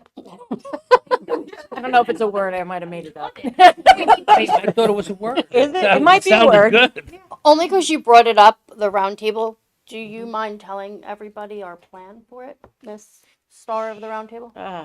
Sure. The meeting of the 29th at the West Freehold School, we send something out to all parents on Monday. We can certainly resend it. We are asking you to RSVP. Our goal is to have a general presentation where we will discuss and lay out sort of the guidelines of the HIB policy versus the code of conduct policy, both, and we'll have copies of those available for those who are dying to have some good reading when they go home.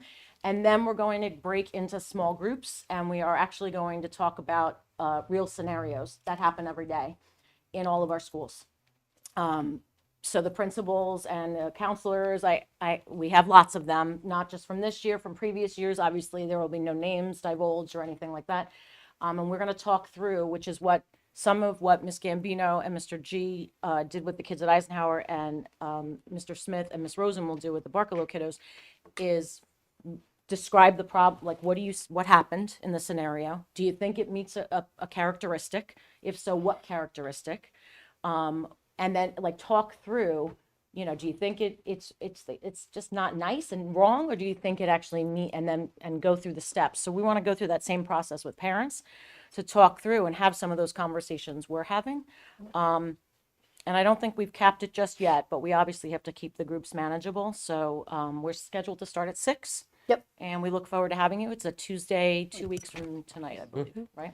Yeah, and I mean, the reason that we've talked about doing is we feel that there's a almost like a lack of understanding between what a HIB is and a code of conduct. So parents get upset when they feel that their child is being bullied or harassed or intimidated and it's unfounded, but we want them to understand that there are still code of conduct and what that entails, and that, like you guys were saying, it's a legislative definition versus an actual interpretation. And just to make sure that everyone understands that, just because something doesn't check all the boxes for a HIB does not mean that it's not addressed and dealt with at the school level. In fact, many times the only difference is the paperwork that goes along with it and the designation that it was confirmed. Right. Our response, and I've said this over time, over and over again, our response to student issues, whether it's HIB or code of conduct, is to the issue at hand.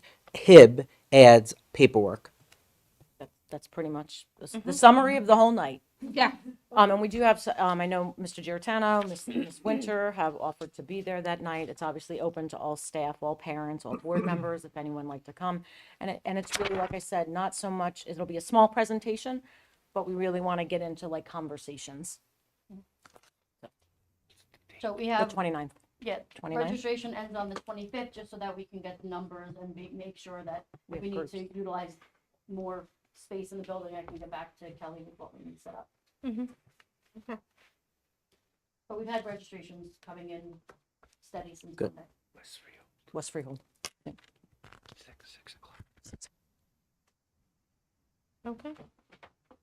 You have more to say on that? No. No? Okay, so this is the first opportunity for public participation. If anyone wishes to address the board regarding any item that's on the agenda this evening, please step to the podium, state your name for the record. Please write your name and address down on the sign-in sheet. Statements are limited to 3 minutes in length and shouldn't be abusive, obscene, or defamatory. Would anybody like to address the board on anything on the agenda this evening?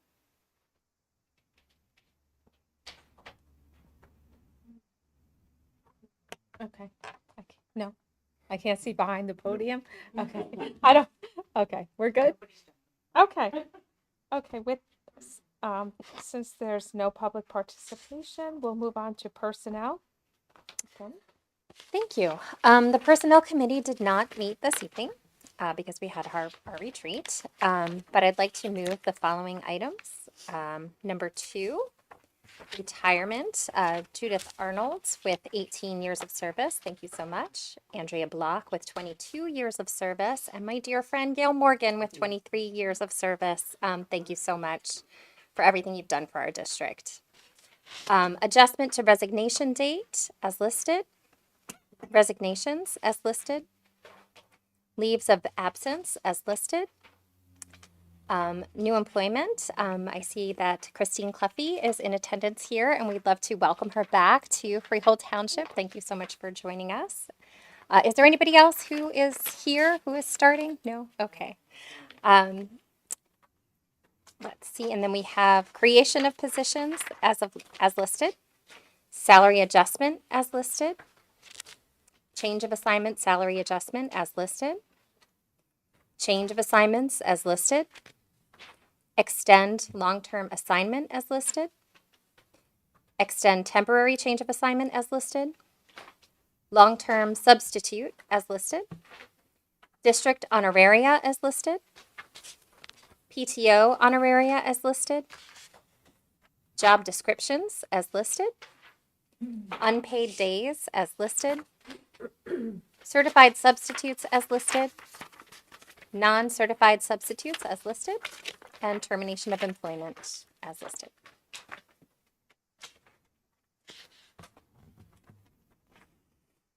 Any questions? Okay. Any questions? Okay. Can I have a second? Second? Roll call? Mrs. Cozzolino, Yeah. Mr. Gargiulo, Mrs. O'Sullivan, Yes. Mrs. Patton, Yes. Mrs. Thoman, Yes. Mrs. Venatoli, Yes. Mr. Amoroso, Yes. Mrs. Lambert. Yes. Motion carries. I would just like to take a minute, if you don't mind, to welcome Chris back to the district. It was, as some know, it took me a little bit of time to process Robin's departure. We have grown personally and professionally very close supervising that department, and it is, I feel, a great deal of loss. And the only thing that is making that loss more bearable is knowing that Chris's work ethic and her dedication to students is there's going to be no transition with those philosophies. In the month of January, there will be a month with that I'll be filling the role, which is fine. Until that's right, there'll be the month of January that I will be fulfilling the role. Yes, send Danielle flowers and say no. I'm kidding. I'm kidding. Yeah. Right. A month I'll be fulfilling the role. Try And to close school during. but Pray for I- snow. I do believe in want to you. just extend my because I don't know if she'll be here in December. Do want to extend my thanks, personal and professional appreciation for all that Robin has done for the district, and helped us grow our programs and develop relationships. And my appreciation for Chris in accepting the position and returning home to Freehold Township.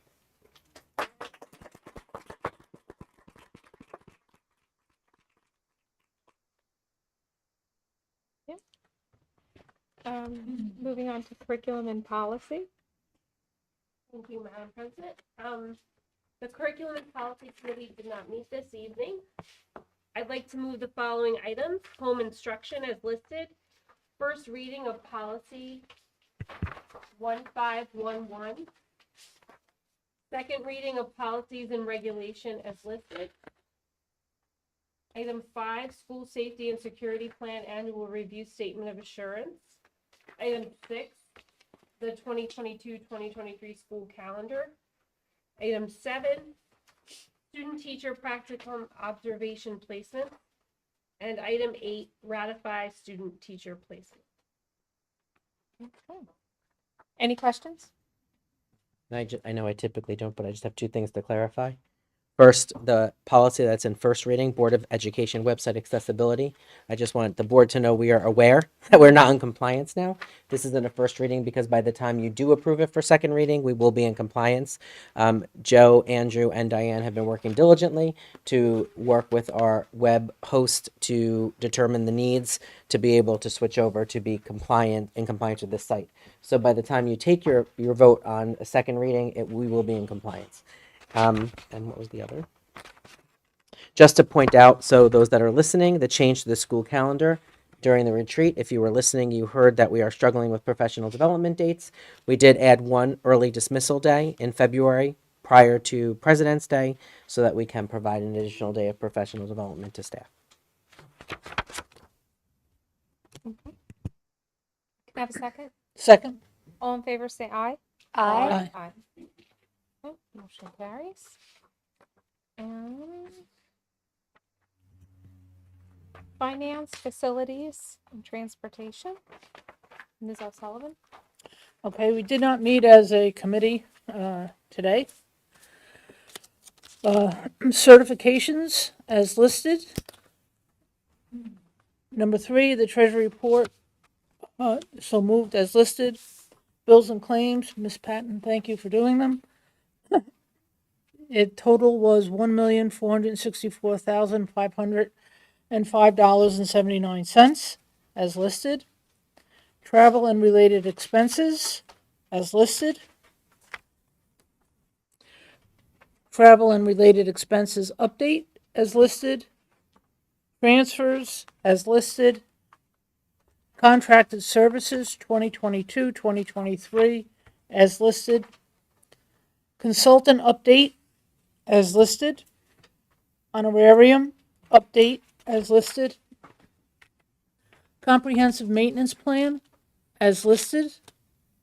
Donations as listed. The 2023 extended school year program as listed. And that is it. Any questions? I'd like to thank for the donations from Gordon and School Specialty. Can I have a second? Second. All in favor, say aye. Aye. Motion carries. Okay, so typically in old business, we talk about our retreat, but we're in the middle of the retreat. So, Check. so for those Should we start planning the next one? of us, well, I think what we're going to do is finish our agenda, go into executive session, and we will resume public session where we will finish our retreat as best we can, not keeping everybody here till midnight. And then conclude the meeting if everybody's okay with that. Okay, so knowing we'll have all that ahead of us, I have no, old business, new business or remarks. We'll move right on to public participation of any type. This is the second opportunity for public participation on any item you'd wish to address the board with or comment you'd like to make. If you like to address the board, please step to the podium, state your name for the record, write your name and address on the sign-in sheet. Statements are limited to 3 minutes and should not be abusive, obscene, or defamatory in nature. Would anyone like to address the board on any item? No? Podium people? No. Okay. Okay. Seeing none, like I said, at this point, I'm going to make a motion to go into executive session, and that action may be taken after this executive session, and we will also conclude our retreat. So I think since there's many of you here, should we leave the room for executive session or have them wait outside? What do you think? How many more staying? How many of you are staying for the conclusion of the retreat and the rest of the meeting?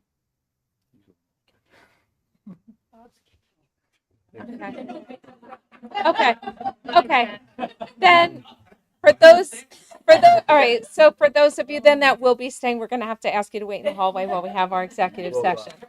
So I'd like a motion to move into executive session, whereas pursuant to NJSA 10-412B, The Board of Education may exclude the public from that portion of a public meeting at which the board discusses any of the matters described at NJSA 1012B, items 1 through 9.